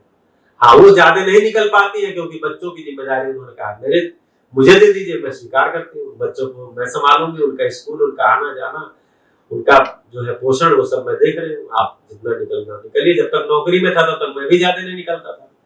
अभी फरवरी में मैं VRS ले लिया, तो मेरे पास ज्यादा टाइम है निकलने के लिए। तब मैं संबंध को भी पहचानता हूँ, संबंधी को भी पहचानता हूँ। मेरा जैसे ज्ञान में लगने से मैं थोड़ा रिलैक्स हुआ हूँ, वैसे ही मेरा संबंधी भी ज्ञान की दिशा में, समझ की दिशा में लगने से रिलैक्स होगा। तब हम साथ साथ जी पाएंगे। तब मुझे लगता है परिवार का कार्यक्रम। कब? जब ये मुझे पता चलता मैं जीवन हूँ, शरीर को चलाता हूँ। जितना जितना मुझे लगेगा मैं शरीर हूँ, मैं शरीर हूँ, मैं शरीर हूँ, इसका मतलब मैं उस दिशा में भी बढ़ा दूंगा। शरीर तब भी रहेगा, ऐसा नहीं है मैं जीवन हूँ मान लिया तो शरीर खत्म कर दूंगा। तब मैं शरीर का बढ़िया से उपयोग करूंगा। कैसे उपयोग करूंगा? जैसे मेरे पास गाड़ी है, उस गाड़ी का मैं टाइम से सर्विसिंग कराता हूँ, उसमें पेट्रोल डीजल डलवाता हूँ, उसके झाड़ पोंछ के धुल के रखता हूँ। क्यों? जिससे कि मुझे सही समय पे सही जगह ले जा सके, आराम से ले जा सके। वैसे मैं शरीर को स्वस्थ रखूंगा, धुल धाल के साफ सुथरा रखूंगा, सर्विसिंग करा के रखूंगा, इसका उपयोग भी करूंगा। ऐसा नहीं है कि मैं जीवन हूं उसके बाद शरीर को खिलाना ही छोड़ दिए। मैं जीवन हूं ऐसा मान लिया, फिर शरीर को खिलाना ही छोड़ दिया, तो मुझे लोग समझदार मानेंगे, मूर्ख मानेंगे? मैं जीवन हूं, अब मुझे कमाने की जरूरत ही नहीं है, अब मुझे समझदार मानेंगे? जैसे मैं नौकरी जब छोड़ रहा था तो मुझे लोग बोले अच्छा नौकरी आप छोड़ रहे हैं, तनख्वाह आधी हो जाएगी, कैसे जिएंगे? हमने कहा मैंने उस सब चीज का उपाय किया है भाई। जो चीज मुझे, जो इनकम मुझे एक महीना में बधा हुआ था, जैसे 23 साल मेरी नौकरी हो गई तो अब तो आधी तनख्वाह तो मुझे घर बैठे मिलती है। आधी के लिए मैं 1 महीना बधा था, तो आधी तो घर बैठे मिल जाएगी।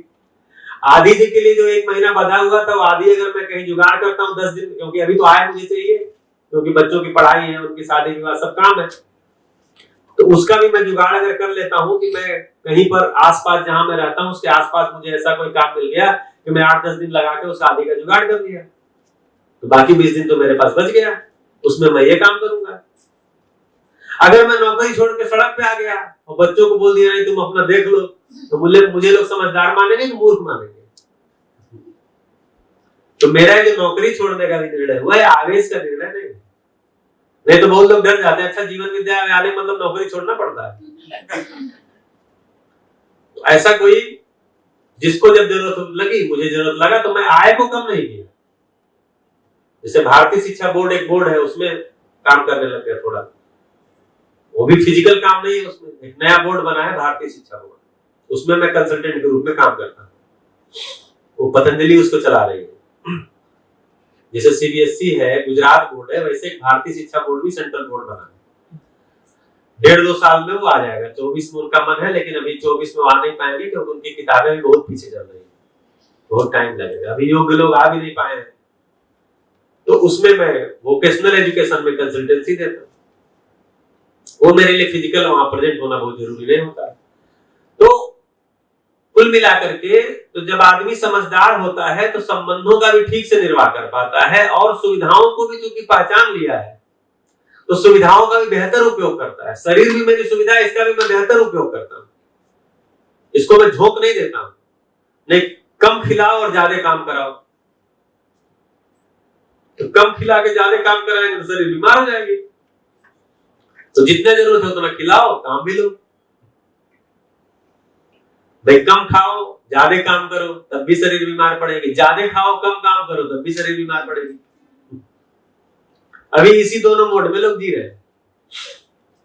कुछ लोग ऐसे हैं जो कम खा पा रहे हैं, उनकी ऐसी आवश्यकताएं नहीं पूरी हो रही, उनको भोजन कम मिल रहा है, पोषण कम मिल रहा है, और काम ज्यादा उनको करना पड़ रहा है, उसके कारण वो बीमार हो रहे हैं, उनको टीबी और अन्य चीजें हो जा रही हैं। बहुत सारे ऐसे लोग हैं इतना खा रहे हैं और काम ही नहीं है तो उसके कारण बीमार पड़ रहे हैं। तो शरीर जो है वो श्रम करने की इकाई है, जीवन विश्राम की इकाई है। शरीर श्रम की इकाई है। शरीर श्रम से स्वस्थ होती है, जीवन जो है वो विश्राम से स्वस्थ होता है। जीवन का विश्राम क्या है? समाधान ही जीवन का विश्राम, सुख ही जीवन का विश्राम है, सम्मान ही जीवन का विश्राम है, विश्वास ही जीवन का विश्राम है। यानी मूल्य पूर्वक जीने लग गया, समझ पूर्वक जीने लग गया, समाधान पूर्वक जीने लग गया, यही जीवन का विश्राम है। इसमें आता है तो जीवन स्वस्थ होता है, मतलब जिसको मन स्वस्थता बोलते हैं। मानव की परिभाषा है ना, मनाकार को साकार करने वाला और मन स्वस्थता का आशावादी एवं प्रमाणित करने वाला। तो इसको मन स्वस्थता उसी को बोलते हैं। और शरीर को स्वस्थ, बिना श्रम के शरीर स्वस्थ नहीं होता। अभी हमने उल्टा कर दिया। हम चूंकि जीवन आराम चाहता है तो हमें लगता है शरीर को आराम चाहिए, तो हमने सारे उपाय शरीर को आराम कर देने के निकाल लिए, और शरीर को आराम देने के लिए, उपाय निकालने के लिए जीवन को उसमें लगा दिया। दिन रात सोचो कैसे हम कमाना है, कैसे। तो रात में भी नींद नहीं आ रही, गोली खाना पड़ रहा है। जीवन जो है वो शरीर को रात में भी जगा रहा है, नींद ही नहीं आ रही, गोली खाना पड़ रहा है। तो जीवन को हमने शरीर की सुविधाओं के काम में लगा दिया, तो जिसको श्रम करना था उसको विश्राम में लगाया, जिसको विश्राम था उसको श्रम में लगाया, तो शरीर भी बीमार, मन भी बीमार, दोनों ही बीमार हो रहे हैं। तो जीवन फिर कलेश में जा रहा है, चिंता में जा रहा है, दुख में जा रहा है, अनिद्रा में जा रहा है, बेचैनी में जा रहा है, पीड़ा में जा रहा है, डिप्रेशन में जा रहा है। अभी छोटे छोटे बच्चे बोलने लगे यार बड़ी डिप्रेशन हो रही है। हम लोग तो ये शब्द ही नहीं जानते थे अपनी पढ़ाई के दौरान। नौकरी वोकरी में आगे बहुत दिनों बाद डिप्रेशन शब्द पहचान पाए। पिछले बार वो था दिल्ली में हैप्पीनेस उत्सव था, तो उसमें सिस्टर शिवानी आई थी हैप्पीनेस उत्सव में, सोम भाई और सिस्टर शिवानी दोनों। तो सिस्टर शिवानी बोली कि वो भी चूंकि बीटेक की हुई है, इंजीनियरिंग बैकग्राउंड की है, तो बोली कि हम लोग जब पढ़ते थे तो फिजिक्स में टेंशन पढ़े थे। टेंशन क्या होता है? अभी छोटे छोटे बच्चे बोलते हैं यार बड़ी टेंशन हो रही है। तो फिजिक्स का टेंशन जिंदगी में आ गया है, बड़ी टेंशन हो रही है। तो ये जीवन को हम जो है जीवन को भी विश्राम में नहीं ले जा पाए।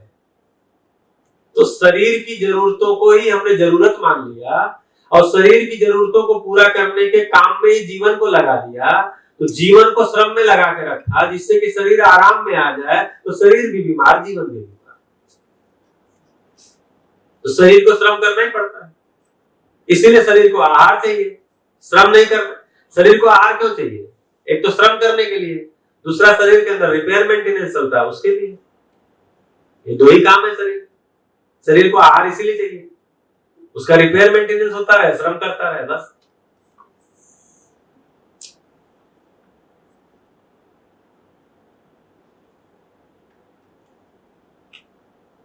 अभी हमको आहार इसके लिए चाहिए ये बोले टेस्ट भी मेरी नीड है, सुविधा है, ठीक है। तो ओवर ईटिंग क्यों करते हैं? भोजन किसको चाहिए? शरीर को। स्वाद किसको चाहिए? जीवन। जीवन को लग रहा स्वाद से सुखी हो जाएंगे, जीवन को लग गया स्वाद से सुखी हो जाएंगे। सुख कितना चाहिए? निरंतर। स्वाद से सुखी हो जाएंगे और भोजन में स्वाद है, भोजन कितना चाहिए? उसी में हम थोड़ा ज्यादा खा जाते हैं। कोई चूरन होगा क्या? डॉक्टर साहब देखना थोड़ा पेट भारी है, तो डॉक्टर साहब पूछते क्या खाए थे? कई लोग हम लोग से पूछते हैं कि भैया क्या खाएं कि पेट ठीक हो जाए। हमने कहा खाने से तो हुआ है, 2 दिन में खाइए ठीक हो जाएगा। तो ये हम करते हैं, हमको लग रहा स्वाद से सुखी हो जाएंगे, तो स्वाद से सुखी हो जाएंगे। अब सुख निरंतर चाहिए, सुख निरंतर चाहिए तो हम भोजन तो निरंतर कर नहीं सकते, तो ज्यादा कर लेते हैं। लग रहा नींद से सुखी हो जाएंगे, विश्राम से सुखी हो जाएंगे। विश्राम किसको चाहिए? शरीर को विश्राम चाहिए। और विश्राम का जो सुख भोगने वाला कौन है? जीवन है। जीवन को कितना सुख चाहिए? निरंतर। उसको लग रहा विश्राम से मिल जाएगा, तो अलार्म बजता है तो भी बंद करके सो जाए। अच्छा, कुछ लोग बोलते हैं अलार्म जब बजता है और जब बंद करिए उसके बाद और अच्छी नींद आती है। ऐसा मुझे कुछ लोग बताए। आप लोग के साथ नहीं घटता है ये? आप लोग को तो अच्छा मान के चलना पड़ेगा। तो ये साइंस पकड़ना पड़ेगा इसका। विश्राम शरीर की जरूरत है, जीवन को तो विश्राम चाहिए ही नहीं। जीवन तो 24/7 लगा ही रहता है, वर्किंग ही है। तभी तो आपका शरीर जीवंत है, तो सोते ही शरीर राम नाम। शरीर आप सोए हैं तो भी जीवन शरीर को जीवंत बनाए हुए है। कोई आपको आवाज देता है भूमि, 1 बार दिया, 2 बार हाँ, जबकि आप सोए थे, तो कौन पहचाना उस शब्द को? उस शब्द को जो माना हुआ है कि मेरे लिए ही है, तो जीवन पहचान लिया। तो सोए में भी जीवन पहचानता है। आप सोए और मच्छर आके काट लिया, हाथ आपका जाता फटाक से, यानी वो जगी रहा है। तो विश्राम की जरूरत किसको है? शरीर को विश्राम की जरूरत है, और शरीर विश्राम करेगा ही करेगा, करेगा ही करेगा। और अगर शरीर को आपने विश्राम नहीं दिया तो हॉस्पिटल में जाके करेगा, लेकिन करेगा, गिर जाएगा, आप अपने आप ही ले जाके रखोगे। फिर 10 लोग सलाह भी देंगे भैया थोड़ा रेस्ट करवा देते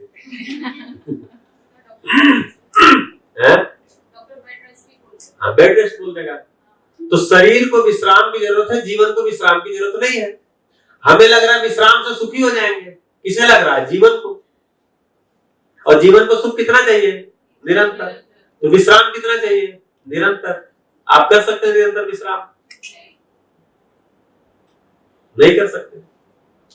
क्यों? क्योंकि विश्राम निरंतर हो ही नहीं सकता। हमको लग गया कि नहीं चाहिए, थोड़ा देर तक सो लिए, उसके बाद बोलते यार सर में दर्द हो रहा, थोड़ा देर तक सो लिए। अब उसके जिम्मेदार आप ही हो, कोई दूसरा थोड़ी है। आपको लग रहा था उसे सुखी हो जाएंगे, हुए नहीं।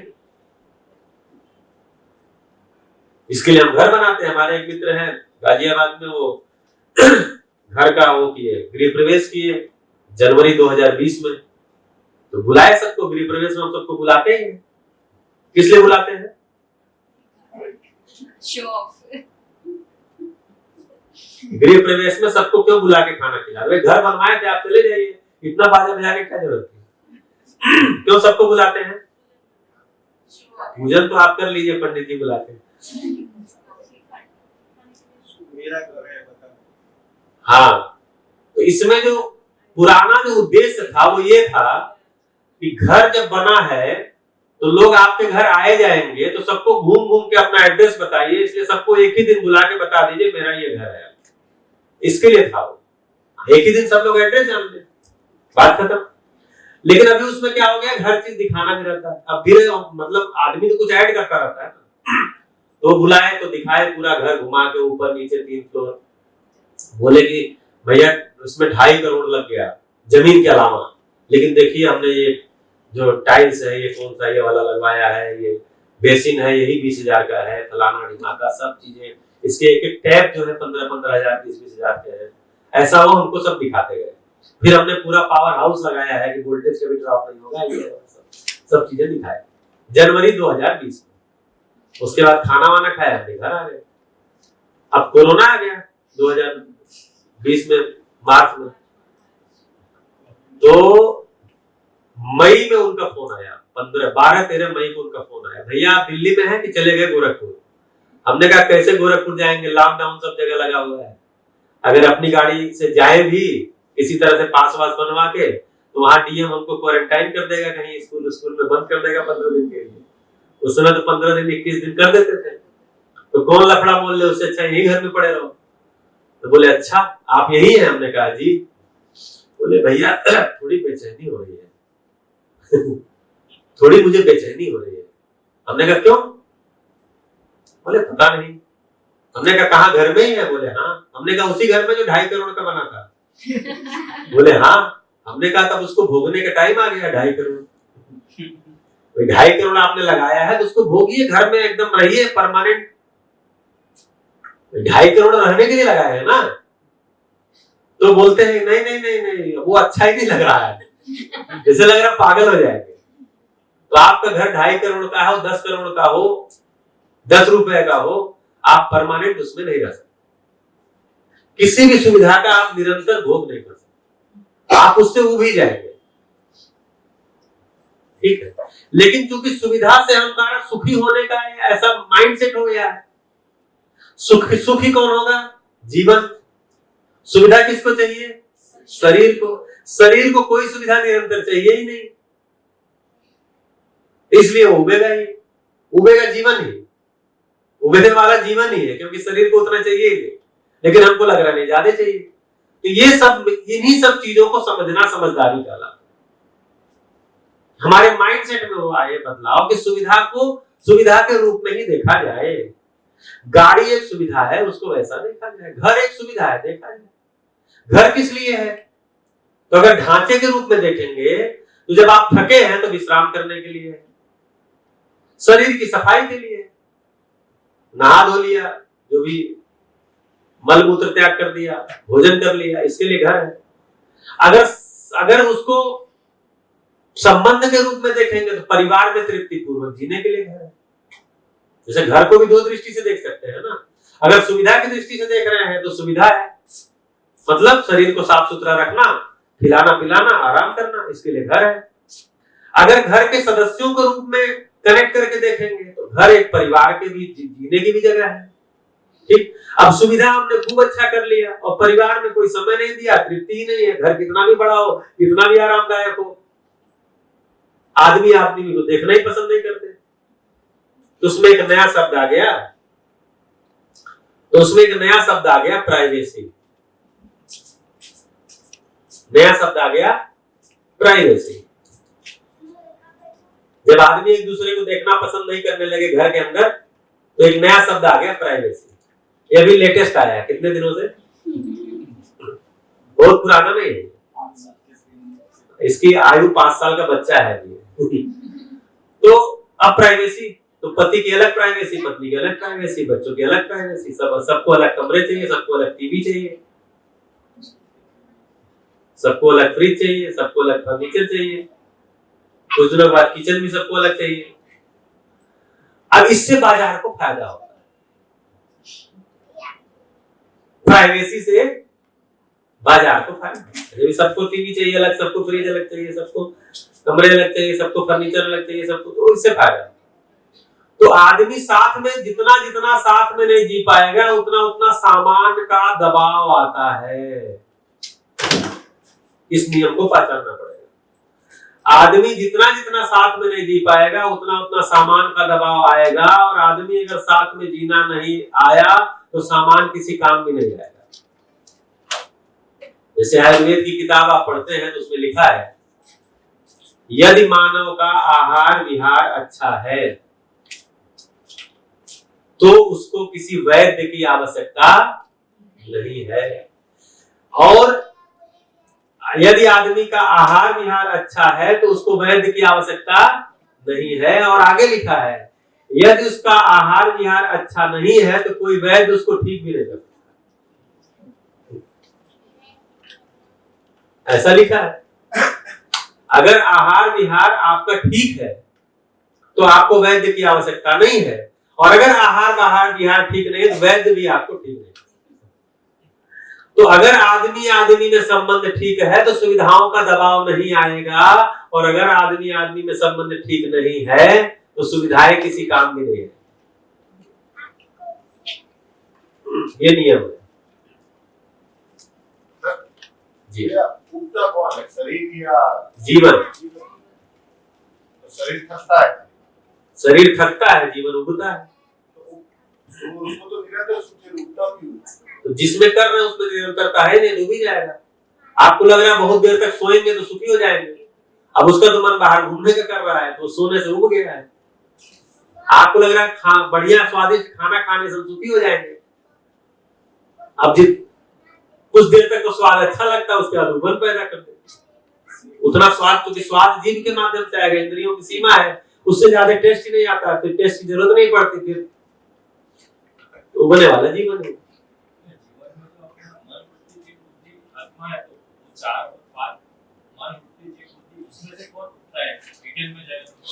अभी तो मन ही उगता है। जब तक हम देखिए, मन रसज्ञ है स्वभाव से, मन को बोला गया है मन स्वभाव से रसज्ञ है, मन ही शरीर के ज्यादा करीब है।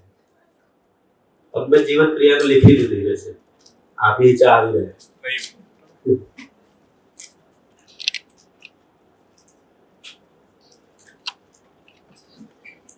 इसमें बोर्ड में कुछ ऐसा है कि तुरंत मिट नहीं रहा है। मीटर हो गया वो है ना, यूज दैट कोलिन। बार बार कोलिन लगाएंगे या तो ताकत लगाना पड़ेगा, परम की ताकत, परम ताकत। हाँ, वो नीला वाला सब मिटा दीजिए। एक सवाल है, हाँ, मानव जीवन शरीर चलाने लगता है तो फिर वापस जीवन शरीर में जाता है? जा सकता है, उसकी मौज है, उसका मन कर दिया कि जैसे हमारे एक टीचर थे जिस स्कूल में पढ़ाता था, तो बोलते थे ना, मैं जब गौरैया को देखता हूँ तो मेरा मन करता है गौरैया हो जाता तो ठीक रहता। अब अगर मरते समय भी वही स्वीकृति रहेगी तो गौरैया, जब शरीर छोड़ते हैं उसी समय जो स्वीकृति हो जाती है वैसा ही शरीर आगे, क्योंकि शरीर छोड़ दिया तो फिर स्वीकृति नहीं बनती है, भ्रमित अवस्था में। जागृत है तो बन जाती है, इसलिए जब शरीर छूटता है उसी समय जैसा स्वीकृति बन जाती है वैसा शरीर आगे हम चलाते हैं। जैसे किसी को लग गया पुरुष शरीर अच्छा होता है वो मेल चलाए, किसी को लग गया नहीं महिला शरीर अच्छा होता है। हालांकि आजकल तो एक ही शरीर में पुरुष महिला दोनों आप हो सकते हैं, लिंग परिवर्तन। तो किसी को लगता है, देखिए जब शरीर को ही सुखी होने का माध्यम अगर बना लिया है तो आधा जिंदगी पुरुष होके जिया, आधा जिंदगी महिला होके जी लेंगे। देख लेते हैं, पता चला दोनों में धक्के खाए। तो इसीलिए शायद पुरुषों की आबादी ज्यादा है क्योंकि महिलाओं को लगता होगा पुरुष शरीर ज्यादा ठीक होता है। पुरुषों की शरीर ज्यादा है ना, पुरुष शरीर है, लेकिन आपको नहीं कहे, दूसरे को है बाहर।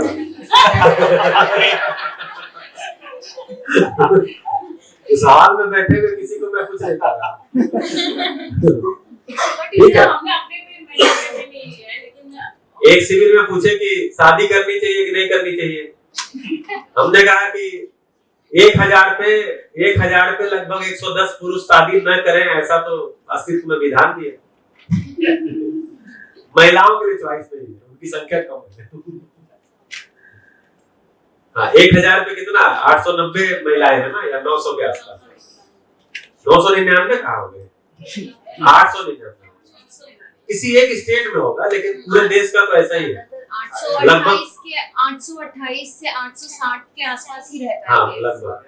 Which means for every 1000 males 150 females short है। मतलब 1000 में 150 पुरुष बिना शादी के ही रहते हैं। इसीलिए धर्म प्रचारक ज्यादा पुरुष ही है।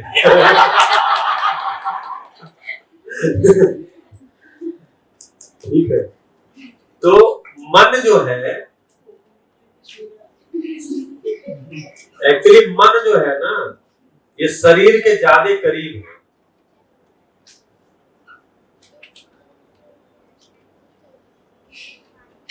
और बाहरी परिवेश है ये।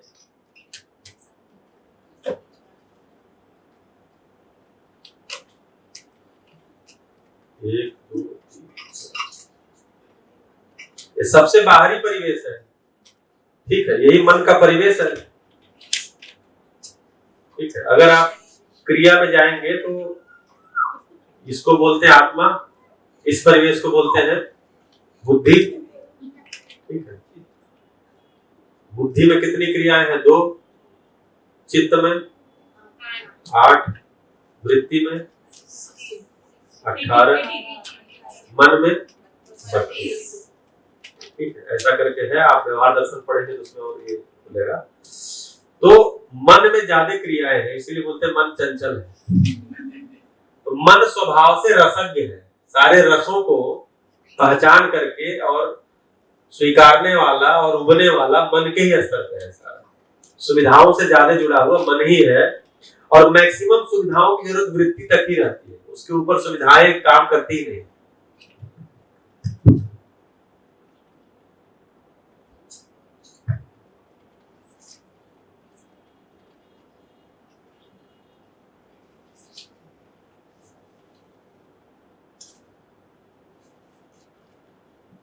तो वृत्ति क्या है? मन जो है रसज्ञ है, मन को रसज्ञ कहा, वृत्ति को तुलनवादी कहा। तुलनवादी तुलना में जाता है, हमेशा तुलना में ही जाएगा, तोलेगा। वृत्ति जो है वो तोलता है, तुलना में जाता है, कंपैरिजन में जाता है। इसीलिए यहां पर ग्रेडिंग होती है, वृत्ति में ही ग्रेडिंग होती है। तुलना करके ग्रेड निर्धारित करता है। तुलना किस अर्थ में होगा? तुलना किस अर्थ में होता है? सुख दुख के अर्थ में होता है, और कोई तुलना का कारण है नहीं। सुख दुख के अर्थ में तुलना होता है। ठीक है, तो समस्त तुलना सुख दुख के अर्थ में होता है। उसमें से ग्रेडिंग करता है, फिर सुख को फिल्टर करता है, फिर सुख में से भी ज्यादा और कम को ग्रेड करता है, हायरार्की बनाता है। उसमें से चयन करके फिर कार्य व्यवहार में ले आता है। कौन करता है? मन फिर करता है, क्योंकि रस को लेने वाला मन ही है। मन रसज्ञ है, वृत्ति तुलनवादी है, चित्त न्यायवादी है। अब यहां जाएंगे तो न्याय ही पकड़ में आएगा। वृत्ति को क्या बोला है? धर्मवादी, नियम। तो न्याय के भी नियम यहीं पे पकड़ में आते हैं, क्योंकि चित्त में जो साक्षात्कार नाम की क्रिया होती है, उससे स्वीकृति अवधारणा नहीं बनती है। अभी जीवन क्रिया करेंगे तो खुलेगा नहीं। इसलिए जो चित्त में साक्षात्कार नाम की, तो साक्षात्कार उपलब्धि नहीं है, उपलब्धि बोध ही है। साक्षात्कार क्या करता है कि केवल निरंतर चीजों को पहचानता है और स्वीकृत होता है बोध में। तो न्याय का भी नियम यहीं पे पकड़ना आता है। मूल्य यहां पहचानना शुरू करते हैं, पूरा यही होता है, बोध में ही होता है। ठीक है, और ये तो अनुभव के लिए आत्मा। तो मन रसज्ञ है स्वभाव से, इसलिए आपने जो प्रश्न किया था, तो मन ही प्रभावित होता है, मन ही उबता है, क्योंकि मन और वृत्ति के बीच में ही हार्मनी होने से सुख होता है। यानी मन जो कुछ भी कर रहा है उसको वृत्ति का सपोर्ट है, तो इसको बोलते हैं हार्मनी। वृत्ति सपोर्ट नहीं कर रहा है तो हार्मनी नहीं है, उसी को पीड़ा, उसी को दुख बोलते हैं। यदि तुलन में ले जाके देखता है, बोलता नहीं जो तुम कर रहे हो ठीक नहीं है। अब तुलन क्या है? वो प्रिय जोर मार रहा है, जोर मार रहा है। जैसे हमको मन कर रहा रसगुल्ला खा ले, मन कर रहा रसगुल्ला खा ले, स्वाद भी आने लगा है, वृत्ति बोलता नहीं शुगर है, और हित ज्यादा उसका जोर मार रहा है। जो तुलन कर रहा प्रिय हित लाभ है, उसमें हित को ज्यादा ऊपर ले गया है। ये बोल रहा मत खा, लेकिन एक नहीं खाऊंगा, तो जा। तो खाते समय भी हमको डर रहता है यार शुगर न बढ़े, तो यहाँ पीड़ा होती है। तो हार्मनी होगी तो सुख होता है। ऐसे ही चित्त और वृत्ति के बीच में हार्मनी होती है तो शांति इसको जगह को बोला है, और बुद्धि और चित्त के बीच में हार्मनी होती है, इसी को संतोष बोला है। और बुद्धि जब आत्मा में आप्लावित हो जाती है इसी को आनंद बोला है। अब इसकी शायद सुबह चर्चा हुई थी कि सुख और आनंद को परिभाषा क्या करेंगे, तो सुख की निरंतरता ही आनंद है। अब सुख निरंतर हो गया, तो जो सुख को हमने पहचाना था मन और वृत्ति में हार्मनी के बीच में, अब वो अनुभव में जाके निरंतर हो गया, उसी को आनंद बोलते हैं। मतलब अब बैक नहीं है, वहां बैक गियर है ही नहीं। सुख के स्तर पे बैक गियर लग सकता है। तो आप जो कह रहे थे, एक चक्र होता है जिसको बोलते हैं भ्रांत पद चक्र। मतलब बहुत सारे पद चक्र हैं, 3 पद चक्र हैं, जिसमें एक भ्रांत पद चक्र है। इसमें जीव जंतु और मैक्सिमम जाएगा भ्रमित मानव। मतलब जीव जंतु भी शरीर को, मानव शरीर को भी चला सकता है, लेकिन भ्रमित मानव जैसा ही जिएगा। और भ्रमित मानव का मन किया तो जीव जंतु शरीर भी चला सकता है। तो ये चक्र चलता है, यानी जीव जंतु मानव शरीर चलाएंगे तो भ्रमित मानव जैसा चलाएंगे, और भ्रमित मानव भी जीव जंतु का शरीर चला सकता है। तो ये एक चक्र है। ये इसके नीचे प्राण पद चक्र है, जिसको बोला था पदार्थ से पेड़ पौधे, पेड़ पौधों से पदार्थ, ये भी एक चक्र है। इसके ऊपर एक आता है देव पद चक्र, उसको बोलते हैं देव पद चक्र। तो भ्रमित मानव जब मानव हो गया तो फिर इस चक्र में आ गया, दूसरे चक्र में आ गया वो। तो मानव से देव मानव। तो देव मानव का मैं अधिकतम जो डिग्रेडेशन है वो मानव के रूप में है। मतलब मानव शरीर को चलाता हुआ एकदम सामान्य मानव की तरह से जीता हुआ, और मानव अधिकतम उन्नयन हो गया देव मानव। तो मानव देव मानव, मानव देव मानव, ये भी चक्र है। इससे निकल जाना दिव्य मानव है। फिर चक्कर से निकल ही गया, किसी चक्कर में है ही नहीं। तो ये चक्र है। तो आप जो प्रश्न किया था इसलिए मैं इसको खोल दिया, नहीं तो ये समाधानात्मक भौतिकवाद पुस्तक पढ़ेंगे, उसमें इसमें डिटेल है ये चक्र क्या है। तो जीव शरीर भी मानव शरीर को चला सकता है, मानव शरीर भी जीव शरीर को चला सकता है। बस उसकी मृत्यु के समय, शरीर को छोड़ते समय उसकी स्वीकृति कैसी बनी है उसके आधार पर होता है। स्वरूप कुरूप, जिसको स्वरूप माना है वैसे शरीर को चुनता है, जिसको कुरूप माना है वैसे शरीर को नहीं चुनता है। इसका प्रूफ क्या है कि वो चुनता ही है मरने के बाद? अभी वही कह रहा हूं कि अभी मेरे लिए सूचना है,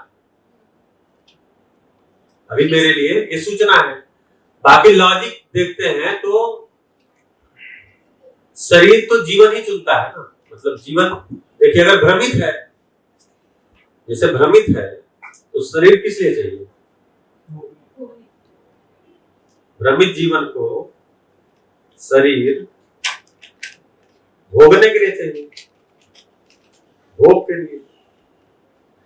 तो ये तो इसके साथ तो ज्यादा निष्कर्ष होता है नहीं, जो मिल जाए वही चलाना शुरू कर। भाई गाड़ी का मॉडल, हमको गाड़ी केवल चाहिए चलाने के लिए, गाड़ी हमको चाहिए केवल चलाने के लिए, तो मैं शोरूम में घुसूंगा, जो गाड़ी मिलेगी निकाल के बोलूंगा चलो, क्योंकि हमको चलाने का बिल्कुल ही जल्दीबाजी है। लेकिन अगर हमको शरीर, अगर हमको गाड़ी की पहचान हो गई है और गाड़ी किस लिए हमको चाहिए, कितना दूर हमको यात्रा करना है, फ्यूल एफिशिएंट चाहिए कि नहीं चाहिए, इलेक्ट्रिक चाहिए कि गैस वाला चाहिए कि पेट्रोल वाला चाहिए कि डीजल वाला चाहिए, कितना हमको यात्रा करनी है, हमारे परिवार के कितने सदस्य जाएंगे, ये सब कुछ अगर हम तय करके गए हुए हैं तो हम उसमें से कुछ चुन लेंगे। मतलब ये चॉइस कर सकते हैं, चॉइस कर सकते हैं। कहाँ पर?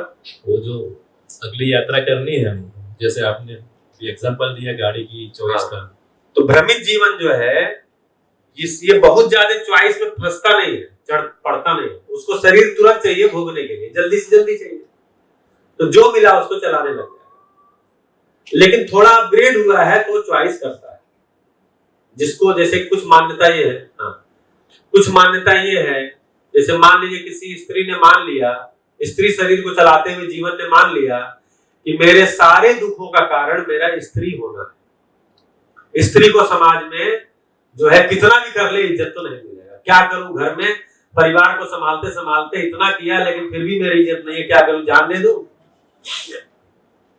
इतना कुछ कर दिया फिर भी मुझे वो वैल्यू नहीं मिली जो एक पुरुष को मिलती है। तो अंत समय वो तय करके शरीर को छोड़ सकती है कि अगला शरीर तो हमको पुरुष का ही चलाना। अगर ये निष्कर्ष हो गया तो वो पुरुष शरीर ही चलाएगी, ऐसा मतलब लॉजिक बन रहा है।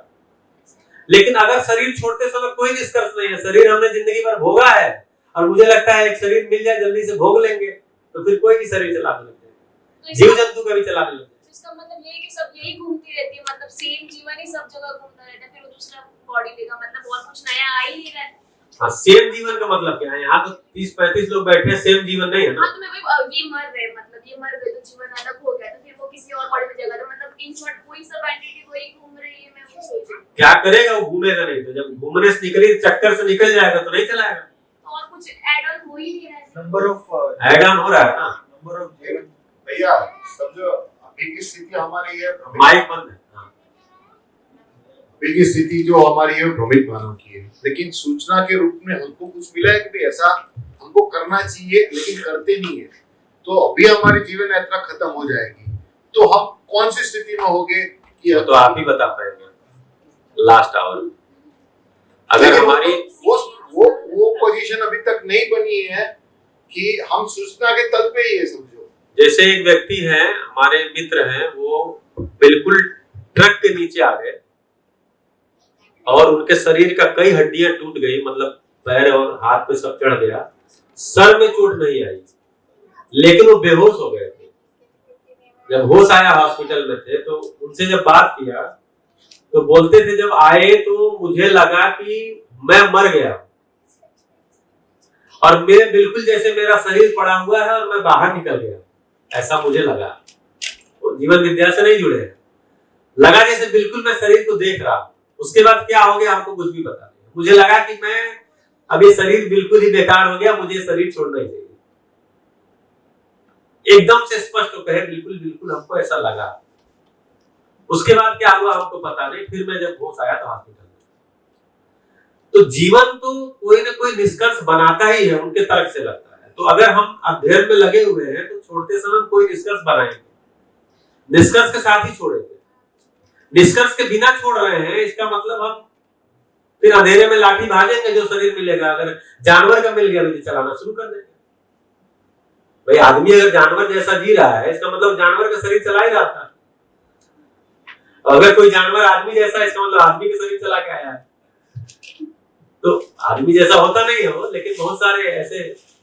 तो कुल मिला के मेरा निष्कर्ष कोई ना कोई होता ही है। जैसे अभी मनोविज्ञान में सारा क्या पढ़ाते हैं, सारे मनोविज्ञान में जानवरों पे स्टडी। जितना भी एग्जिस्टिंग मनोविज्ञान की किताबें हैं आप में से कोई पढ़े हैं? लर्निंग थ्योरीज भी साइकोलॉजी पे है। हाँ, मेरा वैसे मेजर सब्जेक्ट इकोनॉमिक्स था पर मैंने 11 पेपर्स साइकोलॉजी लर्निंग थ्योरी भी साइकोलॉजी पे, और बीएड जो करते हैं वो भी एप्स हाँ। पे करते हैं, मंकीज पे करते तो हैं। थॉर्नडाइक ने किया बिल्ली पे, किसी ने किया स्पीयरमैन ने किया चूहे पे, पावलव ने कुत्ते पे, किसी ने कबूतर पे, कोहलर ने चिंपैंजी पे। मतलब सबने अलग अलग जानवरों पे प्रयोग किया और उस प्रयोग से जो नियम बनाया वो आदमी पे लागू कर दिया। इसीलिए पूरी दुनिया में आदमी जानवर जैसा। नमस्कार, भोजन ब्रेक।